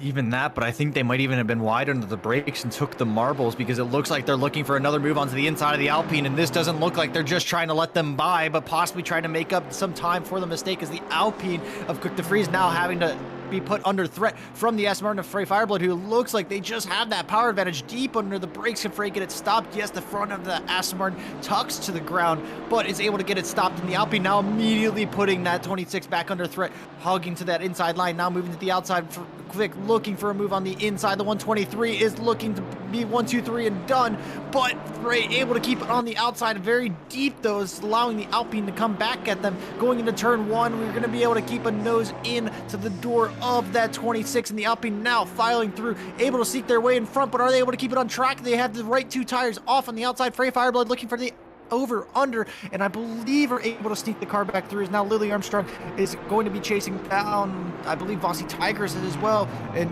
our Mercedes as well, putting the rest of the field under threat. So nowhere that we look is any of these battles over. Everyone is trying to push their way through, and I think really the big performance differences are driving each of our drivers crazy, or they're just creating chaos for the rest of them to manage this race. I think it's just a lot of chaos here, and I think we'd also missed an incident that happened between car number 88 of Lily Armstrong here, and they're going to be Starstruck here. So we're going to be hopping up into a replay here to hopefully see what exactly happened here.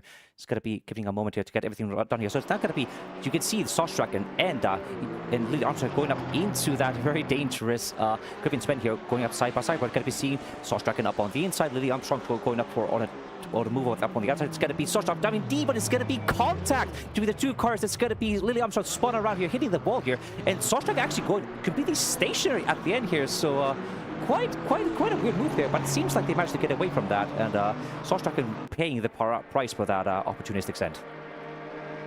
Yeah, I think Sasha losing out quite a bit. It's good sportsmanship from them to allow the position to return to Lily Armstrong, albeit a little bit dangerous position. Turn 2 is kind of a tricky place to let anyone by, but it is a tradition that if you recognize you made the mistake, that you will return the position to the driver in front. It is kind of a good sportsmanship within the league. So it is good to see them move it back. Unfortunate for Lily to be caught out by it, losing a position to Vossi, who they now need to push back. But Sasha losing even more, as it looks like they got trapped behind an additional 2 cars of Inigo Lopez and Parker Olsen, as Inigo Lopez, the aforementioned, is going to be looking to put a move on to Parker Olsen. We know how strong that Mercedes is in a straight line, able to properly challenge the McLaren, but they need to get a really good run out of this final quarter, of this first corner, as we roll up to the turn 2 complex. I'm not really seeing enough of a gain coming from this Mercedes, so Inigo really going to be suffering some frustration as they try to get through and past the 423, or sorry, past the 74. They are in the 423, but I don't see any opportunity for this Mercedes anytime soon, possibly down the back straight, but we talked about how insanely dominant the McLarens are, pushing over 270 Ks, while the rest of our grid is sitting at about 200 as they go up to the inside of turn 3. We talked about a move possible in the cutting and a little bit of contact as they move out. It looks like Inigo might be able to get a move past, but rolling into Reed Park, this is a single line corner, and Parker also conceding, but a big contact onto the wall. Inigo just able to collect the car, but that's going to be a lot of damage, as that's a nearly flat out section to be able to put the car into the wall. And you see the rest of the grid now forming up directly behind them. Sauce Dragon looking for a move pass. I believe that is Alexander, no, that is Chris Gator that is trying to make a move pass as well. So now we might have a new cork in the bottle as the damage, while that Mercedes might have been faster, the damage might push them back, and they might be the car on the defense now, as it looks like Chris Gator now has the pace to possibly push back Sauce Dragon, who was previously fighting for a top 5. Well, now they might be fighting just to stay within the top 10, because Chris Gator is really putting that pressure on. Parker also now deep into the slipstream of Inigo Lopez, looking from the inside, looking to the outside, trying to guess when to break this draft. And it looks like now to the inside as we roll down towards the chase over the hill. Looks like that McLaren just has a little bit more of an edge as we run down inside of the chase. Careful, that inside curb, guys, is going to be clear for Parker Olsen. The Mercedes not able to find anything. Then Sauce Dragon moving to the outside, looking for a 2-1. Inigo needing to defend and able to settle the car out, but Sauce Dragon now able to defend off Chris Gator in the background, almost going off the track as we roll into the final corner. Sauce Dragon finally able to settle that car back line astern. Little bit of a peek onto the inside of Murray's. But goodness, each of these drivers, you're looking to the front, you're looking to the back. Your momentum means everything right now.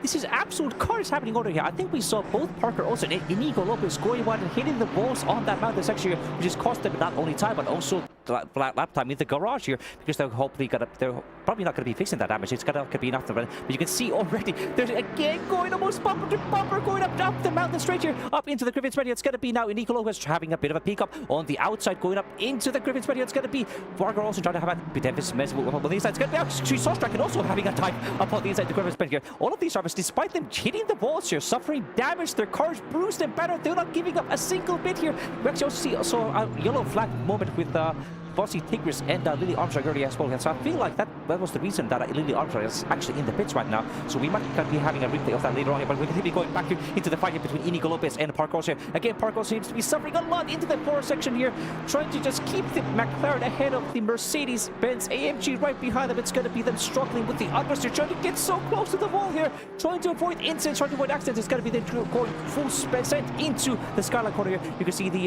Porsche of Bossy Tigris also right up ahead of them, trying to also just catch up to that car ahead. And it's going to be again just going 1, 2, 3, 4 cars here up into the chute, down along into the dip here to the forward elbow. It's going to be a bit of a gap spreading out here, but yeah, it's going to be very tough. It's going to be now for the forward elbow a good send here. It's going to be get another incident from Parker Olsen hitting the ball there again, losing that McLaren even more here. It's going to be a chance for the two Mercedes now going up side by side, almost 3 wide going up down the chase towards Conrad straight here. It's going to be both of them almost bump drafting each other, trying to get them on the outside here. Be careful, guys. This is going to be a very dangerous move to be making around the chase here. It's going to be Parker Olsen having a move up on the inside with both Sauce Dragon and Inigo Lopez having a peek up on the outside. It's going to be now Parker Olsen losing both positions. Now it's going to be Chris the Gator also making a move up on the inside, going up into the corner here. It's going to be one incident, losing 3 positions. A disaster for Parker Olsen from that one mistake.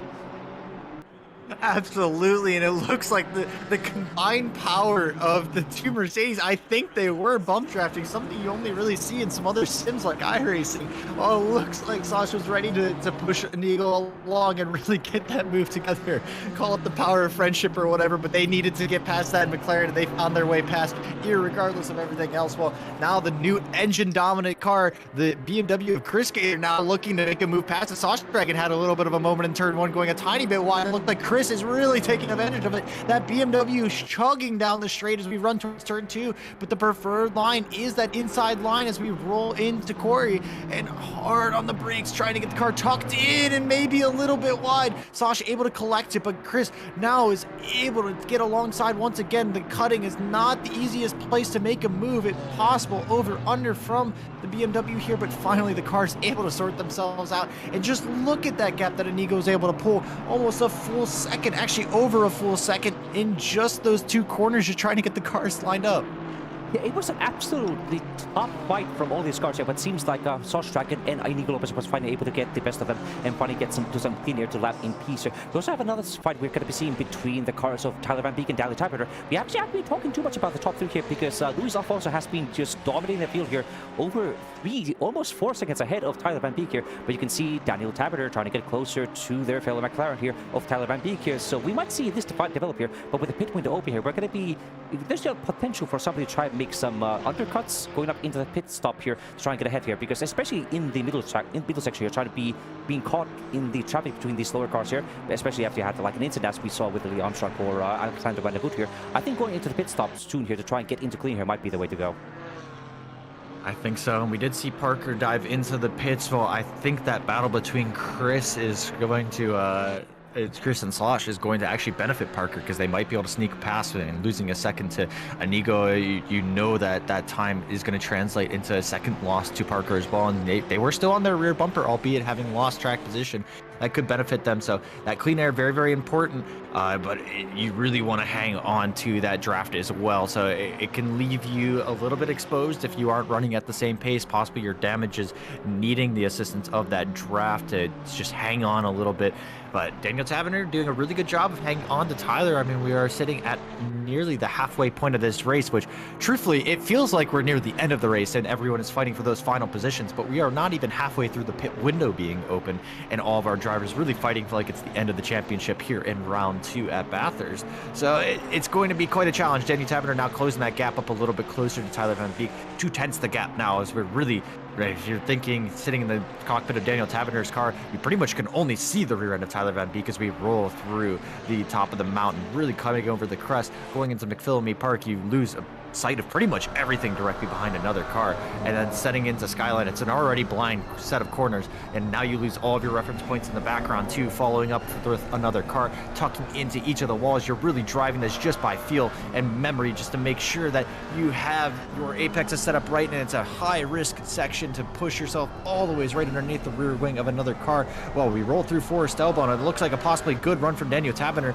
Tyler Van Beek setting up the exit a little bit more as well, and it looks like in that downhill section, Tyler Van Beek was able to eke out another 2/10 and really secure themselves some safety as we run onto this back straight. But another good applause to Orez, who's actually holding on about 2 seconds behind the 2 McLarens here. So actually doing a very, very strong in that Jeanette, showing very strong race pace as we come through. And Inigo Lopez and Sauce Dragon cannot get enough of the battles, as now they are putting Vossi Tigers under threat, as well as the lap car actually letting them by. So very well done by, I believe that is Woof Woof, who is letting the 3 battling cars by. So Inigo Lopez, the Mercedes, now friends turn foe, because it looks like Sauce Dragon looking to take the inside of the chase here, assisted a little bit by the driver Vossi, who looks like might have been able to pull them past Sauce, possibly even lifting, as Inigo now looks for a possible overtake. I think Sauce might be thinking better of this battle, though, possibly looking to dive into the pits, knowing that they have the pace to get past here, but knowing the fact that Parker has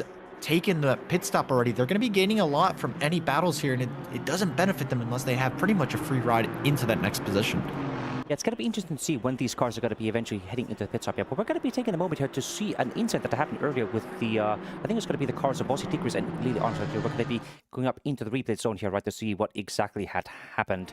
As we're going to be watching, it's going to be Lily Armstrong chasing down Vossi Tigris, going up down the chase car. It's going to be a very dangerous, risky, high risk overtake spot here. It's going to be Lily Armstrong able to get up on the outside here, but it's going to be them almost side by side going up to the top corner here. Again, going side by side. It's going to be actually Vossi going a bit loose on the car. That's going to be Lily Armstrong taking a big hit into the wall here. That's going to be an unfortunate mistake from Vossi, causing big damage to Lily Armstrong.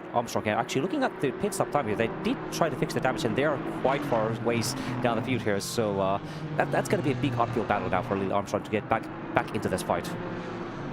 Yeah, we saw actually a really big sideways move coming from Sauce Dragon into P2 as our cameras cut back to live coming into turn 2. And actually, I think there might have even been a tiny bit of contact as the rear end of Sauce Dragon's car overtook the front a little bit, trying to get a little bit of extra rotation. So very strong move, but a little bit of contact from Inigo Lopez. These GT4 cars are built quite tough, though, so it is possible for these cars to take a bit of a beat and a bang. We've seen how bruised these cars are, but managing their pace, not very aero sensitive, so you just lose a little bit of straight line speed with some of that contact. But Slosh Dragon's certainly going to be looking to charge back up to the rear end of Nico Lopez, as these two Mercedes have been completely inseparable through this early first half of the race, as we finally move into the second half of the race. Daniel Taberner now moving up, closing about a tenth on to Tyler Van Beek.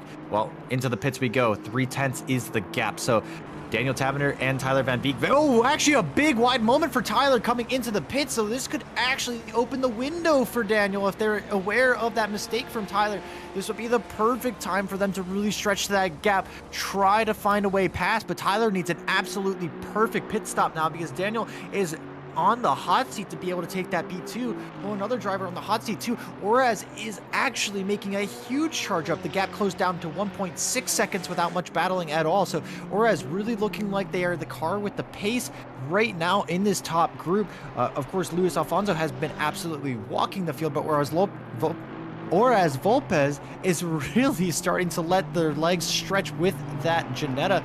So it's going to be a strong race, but Luis Alfonso continuing to put the laps down. Best lap by about a tenth of a second, but if you look at their last laps in the past couple laps, they've really been stretching that gap by a couple tenths a lap every single lap, and their consistency has pretty much been infallible, only dropping 4 tenths from their best lap at this point in the race. So imagine their consistency through the earlier phase of this race and really setting a nearly unbeatable benchmark right now.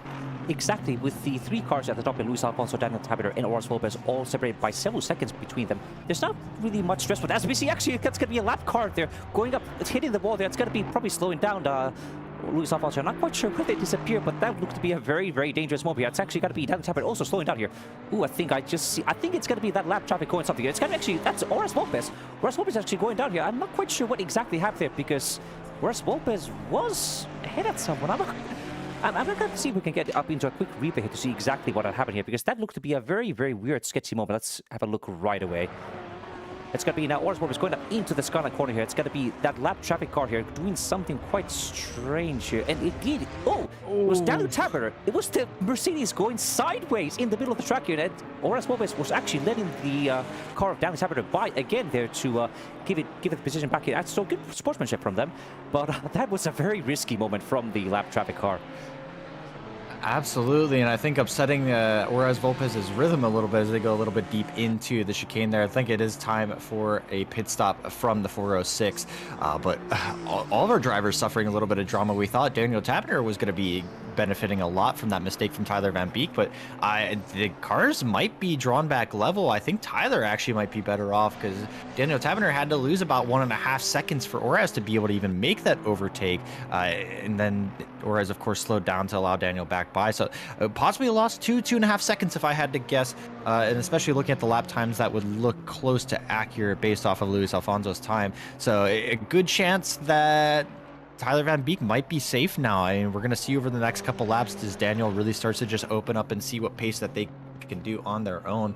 But Luis Alfonso just continues to open that gap, stretching it tenths by sectors, it feels like, as that the Mercedes looks nothing but perfectly put together and set up for this circuit, and really starting to stretch their legs. Almost, I have to almost reckon this is like a revenge tour for them after the Le Mans Ultimate Championship. They were looking like were in a position to finally challenge for an overall championship and kind of dragged things to the end, but RK Robbie Kelly decided that they were going to go on a tear and really push themselves to the next level in that championship. I think Luis Alfonso now starting to come back to ACC, a sim where they're more comfortable with, everyone's more familiar with, is starting to push that bar a little bit higher and really try to take that championship this time around. I think there is somebody who has been very comfortable in this race so far. It has been Luis Alfonso, because as soon as they got away on that lap 1 turn 1 incident, they just have been dominating. They have not had any chance for anybody here. I think it's probably partially because of the fact that Tyler Van Beek and Dan Taberner have been caught in their own fight here, which has given Luis Alfonso the opportunity to just get away with it and just drive off into the horizon here. We saw incidents happening from Lily Armstrong, from Bossy Dickers, from the other pro-level drivers here, and yeah, there's just been nobody to challenge him in this race so far, so it's going to be easy peasy, at least for now. Wait, Gavin. waiting to see when they're going to be done into the pits here to see. It's exactly going to be on this lap here, a little bit halfway into the race here, where they're going to be finally electing to go to the pit stop here. But I think even after the pit stop cycle here, there's not going to be much of an issue for Luis Alfonso to keep the lead here. But also going to be also watching Denak also doing the same here. So it's going to be now very interesting to see if they're going to be still ahead of Tyler Van Beek here. They had a bit of a better pit entry, but we saw that incident earlier today with the lap traffic car here. So it's going to be maybe side by side or very close to see who's going to be ahead at the end of this pit cycle. Very close to it. It looks like, looking at our pit stop times, Tyler Van Beek had a very fast pit stop, and their time in the pit was one of the shortest in the field. We're looking at about a minute spent in the pit, so you're losing a little bit less than that, maybe about 50 seconds compared to the race pace on the track. But about 32 seconds stationary for Tyler Van Beek. Currently, it looks like Daniel Taberner has about 10 seconds to go before they're released, and that's going to put them very, very close to Tyler Van Beek here as we roll through. Luis Alfonso also at the end of the pit lane. You see our leader taking that final pit box.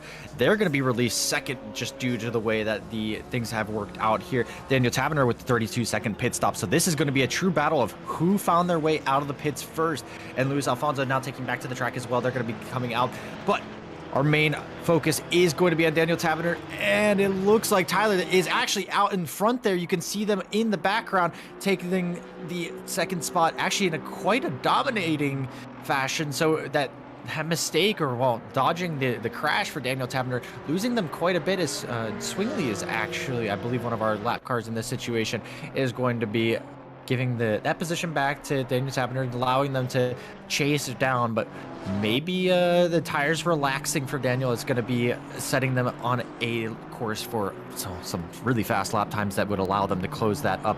These tires do get quite hot, and it is a quite hot day, so we know that the tires are quite sensitive here in ACC, especially with the surface temp. So keeping those down can give that car a little bit more grip, also allowing you to adjust the PSI. But the BMW is about to adjust its position as Sauce Dragon is under threat from Chris Gator as we roll into turn 2, and it's going to have to be a very audacious move coming from the 236, and it looks like just losing a little bit of front grip as it looks like Sauce is able to just push a little wide, make sure that they hold that position, and Chris is going to have to settle for possibly an overtake on this back straight.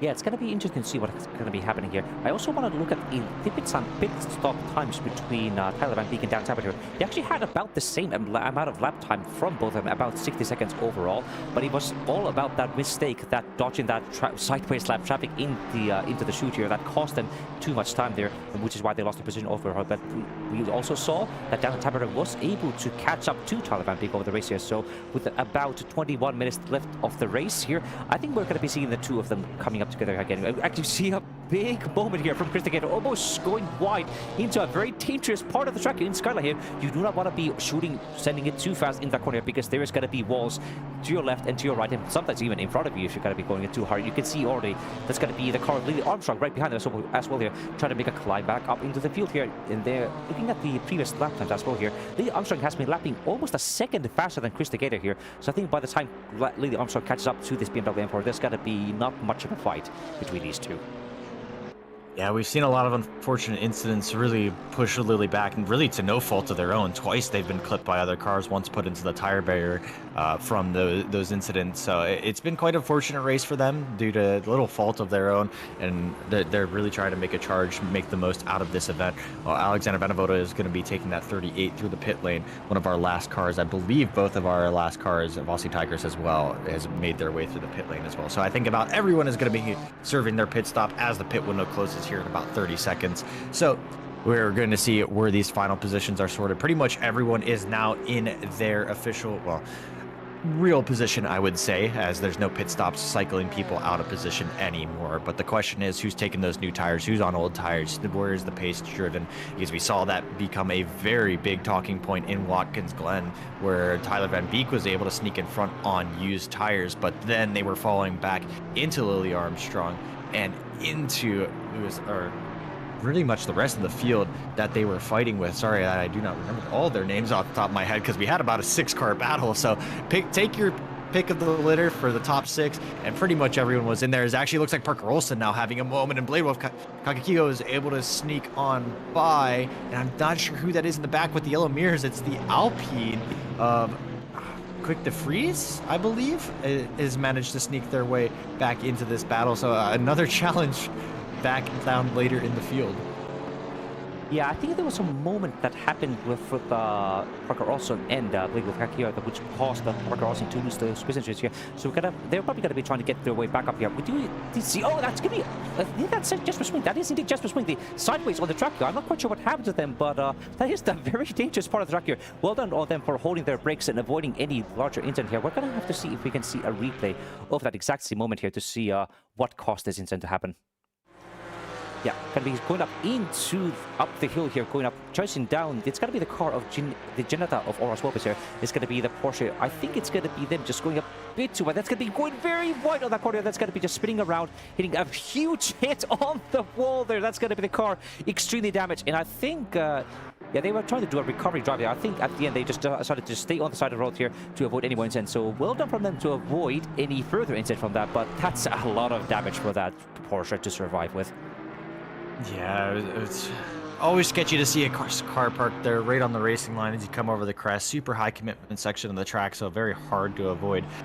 Fortunately, these GT4s are very durable machines. They can take quite a bit of damage. Like we talked about, you don't really lose much in the corners unless you start taking suspension damage, but you do lose quite a bit in the straightaways.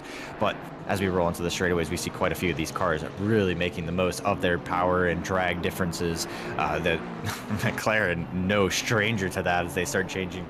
Parker Olsen starts chasing down Blaywolf Kagakio, who's been leading the front of this McLaren for some time now, and is starting to really feel the pressure. McLaren, we know, is quite strong, but a big bounce over the exit curb of turn 1 might close the door on an overtake opportunity, as Bladewolf, that Aston isn't exactly weak on the straight line, just not as strong as the McLaren, and Bladewolf still actually posturing just a little bit defensively just to make sure Parker doesn't go for a big send coming into turn 2, rolling through. And I think, yes, once again, that door's going to close for the McLaren, who now has to struggle through the top of the mountain to try to hold close enough and maybe get an overtaking opportunity as we roll into the chase.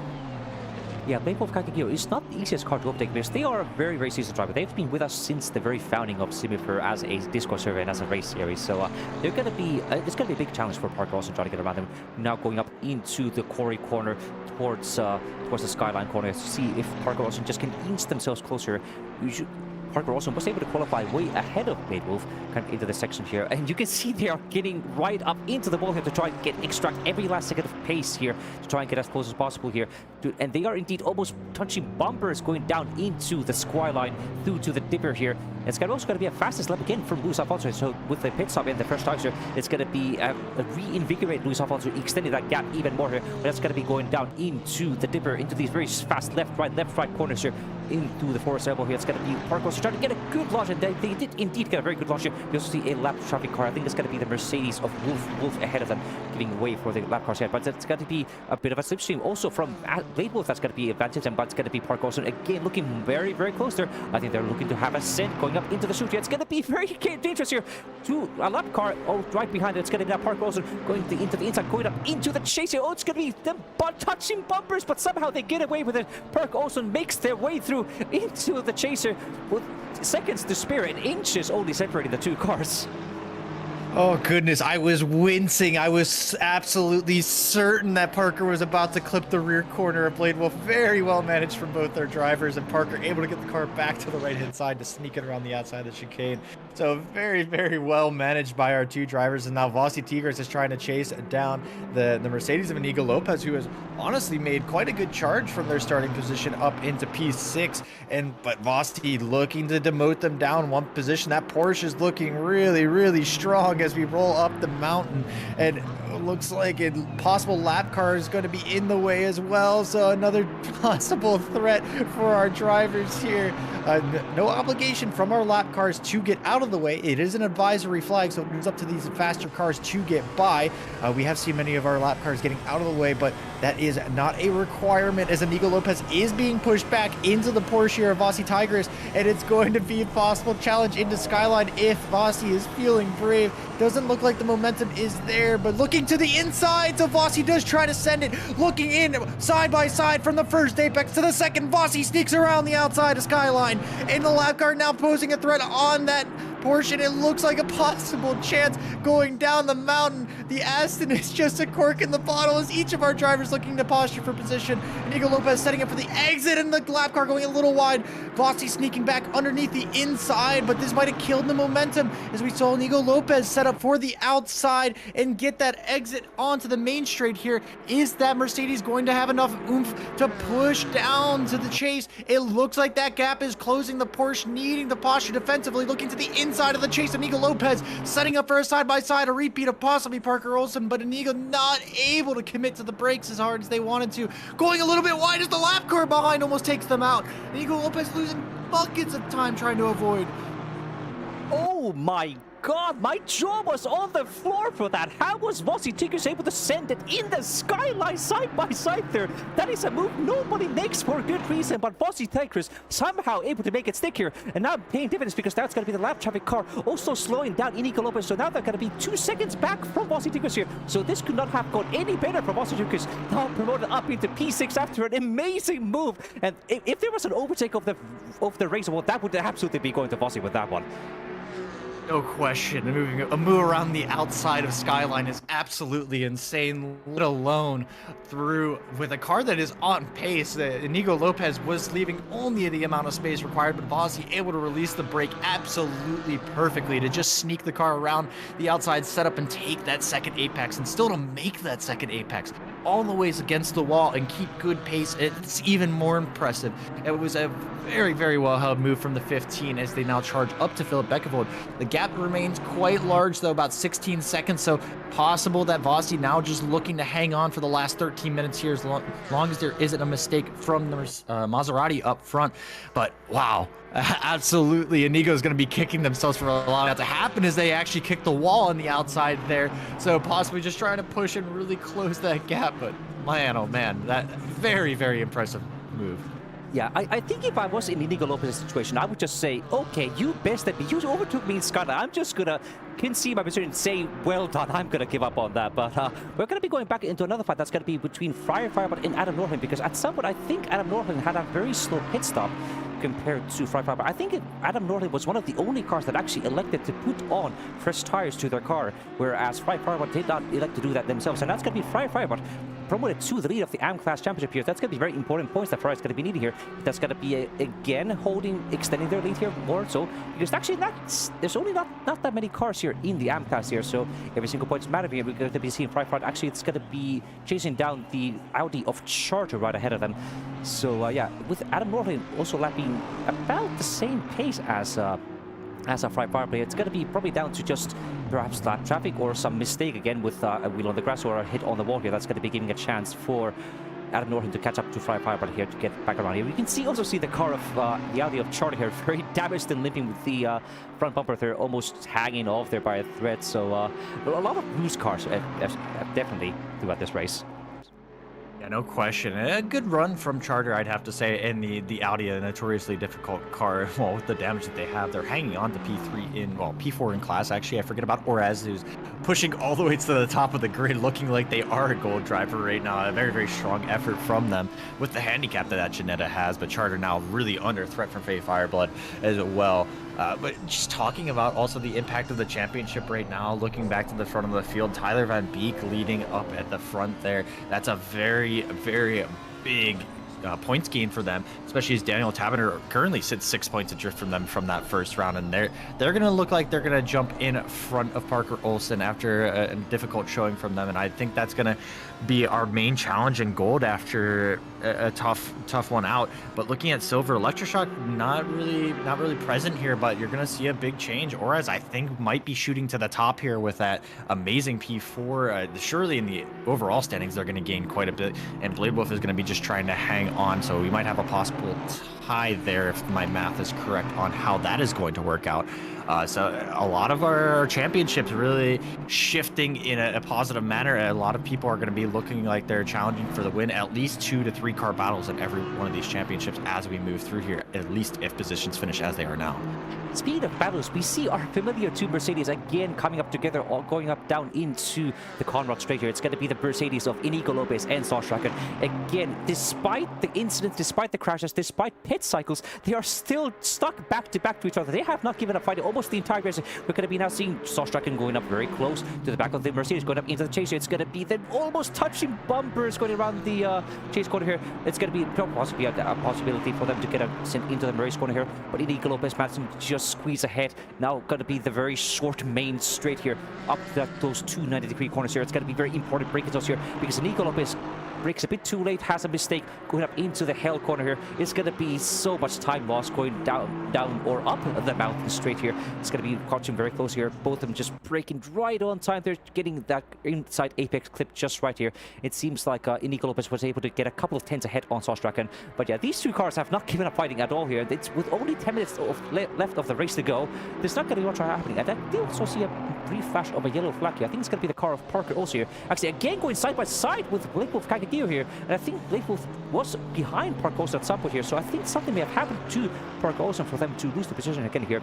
We're going to be having another quick replay to see what exactly had happened here. Yeah. Going up into, that's going to be the last corner here. It's going to be perhaps a mistake going up into the braking zone here. It's going to be Parker Olsen going deep in the brakes, just trying to get around here. It's going to be, yeah, Parker Olsen just going way too deep, missing the braking point massively and almost hitting the wall there as well. Good save from the McLaren 570S, the car number 74 here. But unfortunately, that's going to be them losing a position to Blake Wolf Kagagio. So all the progress they made just lost in that one mistake. Absolutely. A very, a little bit of clip with the inside wall. The cutting, too, a very easy mistake to make as you push that car all the ways up to the inside wall, pretty much pushing the mirror in every single lap. So definitely not giving up from Parker. They're pushing all the limits that they can, but quite an easy mistake to overwhelm those front tires, pushing too hard on the braking. You really want to mash the ABS in any kind of car in ACC in a clip of the inside of the curb at McPhillamy Park. So Parker Olsen is really pushing everything out of this McLaren that they can, possibly even a little bit too much, as the car is just sliding and just it's really struggling through those corners. But Sauerstracken now, the inseparable battle of the Mercedes comes back to fruition once again, looking to the inside of the chase. Inigo Lopez taking that outside line. Sauerstracken hard on the brakes, trying to look for a move, but it looks like Inigo's been able to get to the inside first. But a big slide is going to kill their traction as they run through Sauerstracken, now looking for the inside. Talk to the inside is the Blue E Suzuka Shark, taking into McMurray, and it looks like Sausch has to settle once again, but that's going to be a poor exit from Inigo Lopez as they aren't able to get the same drive out. The 423 now holding that outside line. Sauerstracken looking to the inside into Hell Corner. Could this be a very tight one in the racing contact as Inigo Lopez is shoved wide. The rear corner of Sauerstracken able to meet the front end of Inigo Lopez and chucking them off to the outside of turn one. That's going to kill their momentum and possibly even give them a little bit of damage, but that's a tough move from Sauerstracken. Definitely getting their elbows out to finally make that move stick with the final 6 minutes left in this race. And look at that gap between Sauerstracken and Inigo Lopez here. Just that one move, one shoved wide on the first turn here. They lost 2 seconds to Sauerstracken behind them. So that was a very critical place to be making moves. It was also got to see a fight happening between Alexander Van der Voort and Luke Packer here, going up into the mountain section. It's going to be them side by side, almost crushing their bumpers.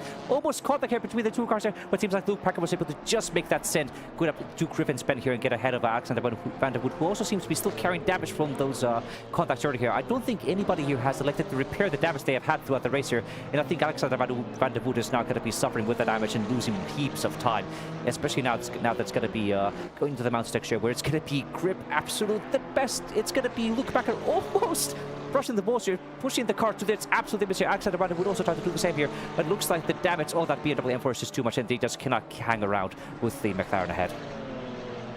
Now that BMW does have quite a bit of front-end damage, probably a good loss of aero. I mean, the GT4s are quite durable, but they do have a limit of what they can take. But this BMW, we know that is quite strong down the back straight, and with the assistance of Draft, I think there's still a good chance. The cars are quite closely matched between the two of them in the speed trap here, so we could still see a challenge down into the chase. It's all a matter of how good of a run they get off of this corner, and it looks like Luke Packer might have had a slightly better exit as we roll down the main straight. So it could be another lap to wait for the 38 as we run down to the chase, and I don't think that gap is closing up enough. The gap sits at 0.6, and yes, it looks like it's actually even opening up. So the McLaren just taking a little bit more, maybe the BMW even having to slow up for the chase. So I don't think that challenge is going to be able to continue. I think that was Wolf and Foxdale with quite a damaged Mercedes on the outside of the exit of the chase. Yeah, the 529 very, very heavily damaged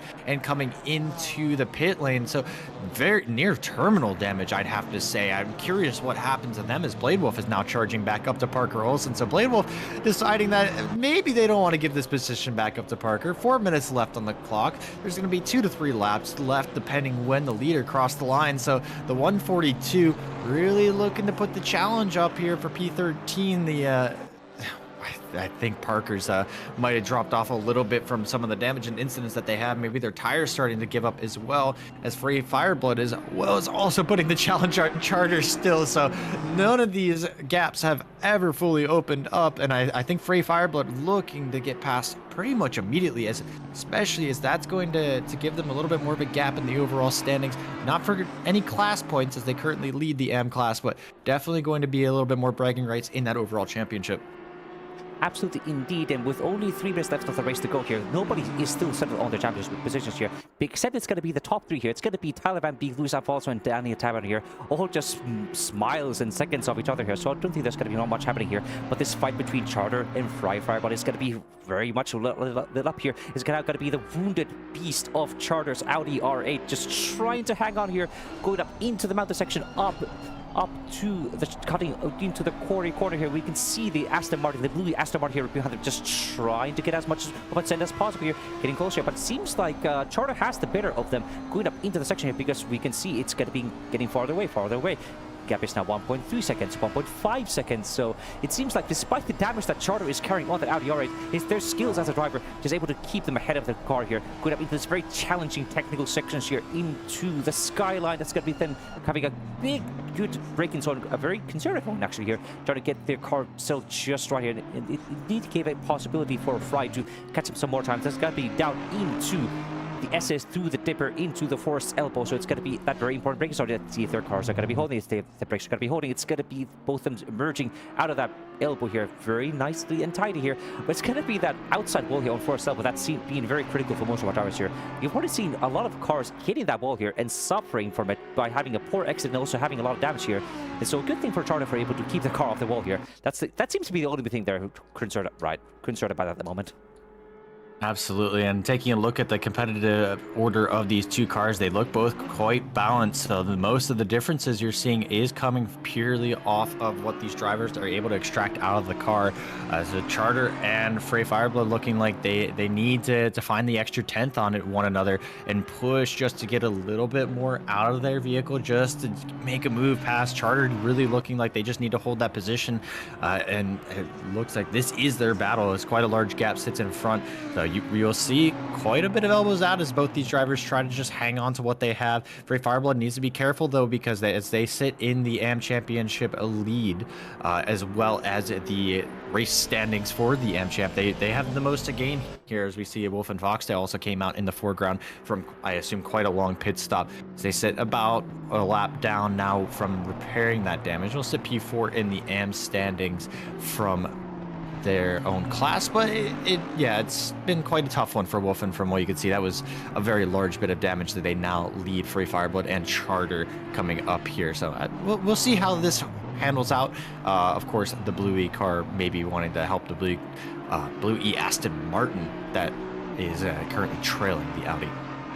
Yes, now we're going to be seeing, I just saw on my timing, it's going to be Luis Alfonso crossing the finish line. So now this is going to be the last lap for Luis Alfonso here. So I think it's going to be one more lap after this one where Frey Fireblood is going to be having a chance to get past Charter here. And with the 529 car of Wolfing Box there right ahead of them, there could be a chance for lap traffic to slow them down, slow Charter down at the absolute critical moment here to give Frey Fireblood the opportunity to have an overtake. And so actually, we can see Frey Fireblood getting even closer into the skyline here, almost getting to the rear bumper of the Audi R8 here, coming out now down into the SS, into the dipper here, with them both of them just again losing a bit more time here on Freiburg here. So it's going to be very evenly matched, these two competitors here. That's going to be that critical break-in zone. One of our last opportunities to make a move to happen here. It's going to be, again, about a second separating these two cars here. So not a move this lap, but with only one lap to go here. I think we might see Freiburg. I think if I was Freiburg in this situation, I would just pull back here because I'm not fighting anybody. I've already secured the win in AM here. So just getting ahead of Charlie would be just for bracket rights at this point. And with how dangerous Bathurst is at a track, I would not be making any more risks at this point.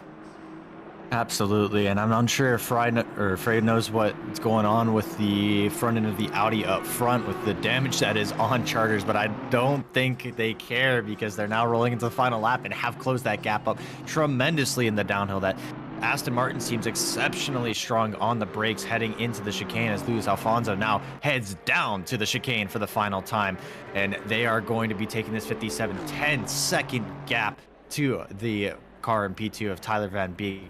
And this Mercedes has been anything but mistake driven. This car has been flawless. You can see it. It has no bumps, no bruises. This car has been perfect every lap through. And Luis Alfonso is going to take the 57 through Murray's Quarter for the final time and is going to win at Bathurst. And a big weave coming in, a much deserved wheeze from Luis Alfonso, who now stamps their name on a chance for a championship challenge as they really push that Mercedes to the limit. Tyler Van Beek just ahead of Daniel Taberner, who we saw leading a very strong fight. Both gold cars, by the way, so very, very big points gains for the two of them. And probably the most impressive drive of Juarez Volpez, just a couple of seconds behind our P2 and P3, taking a Ginetto that is stricken down by 40 kilometers an hour in the speed traps, all the ways up into P4, and a big slide from Philip, who celebrates coming out of the final corner.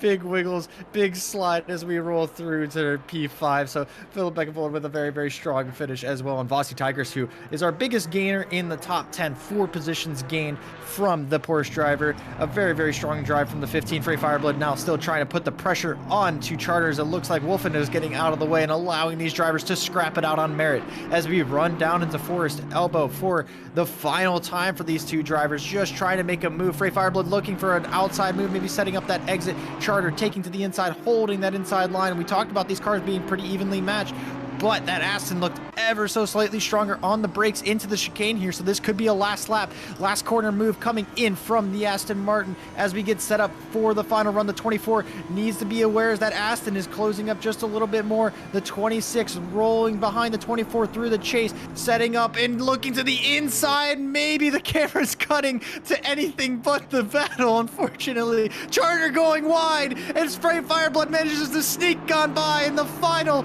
hard braking of the race into P16, just able to sneak through, and Charter losing out as our AM position leader. Frey Fireblood runs through to finish P16.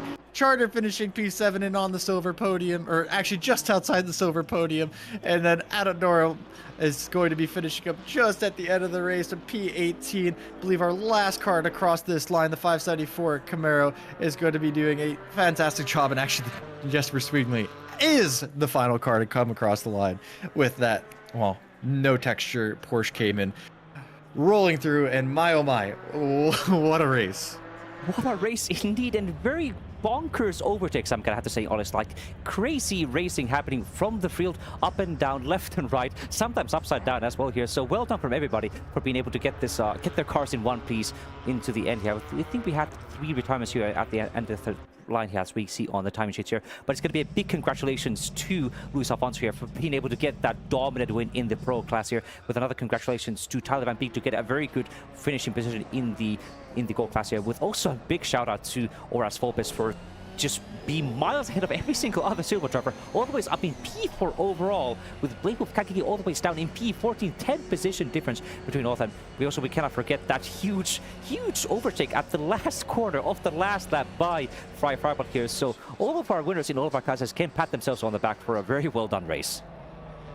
Absolutely. And I mean, the top four having three of our class leaders in it is very, very impressive, especially from Orez Volpez and Luis Alfonso making a very dominant win. And Tyler Van Beek, I mean, still pressuring them. 9 seconds isn't really a gap to scoff at, especially a track like Bathurst, where a single mistake can cost you 5 to 10 seconds to clap with the wall and a big damage. You could be losing even more. So they did put quite a bit of pressure, although it doesn't take anything away from Lewis.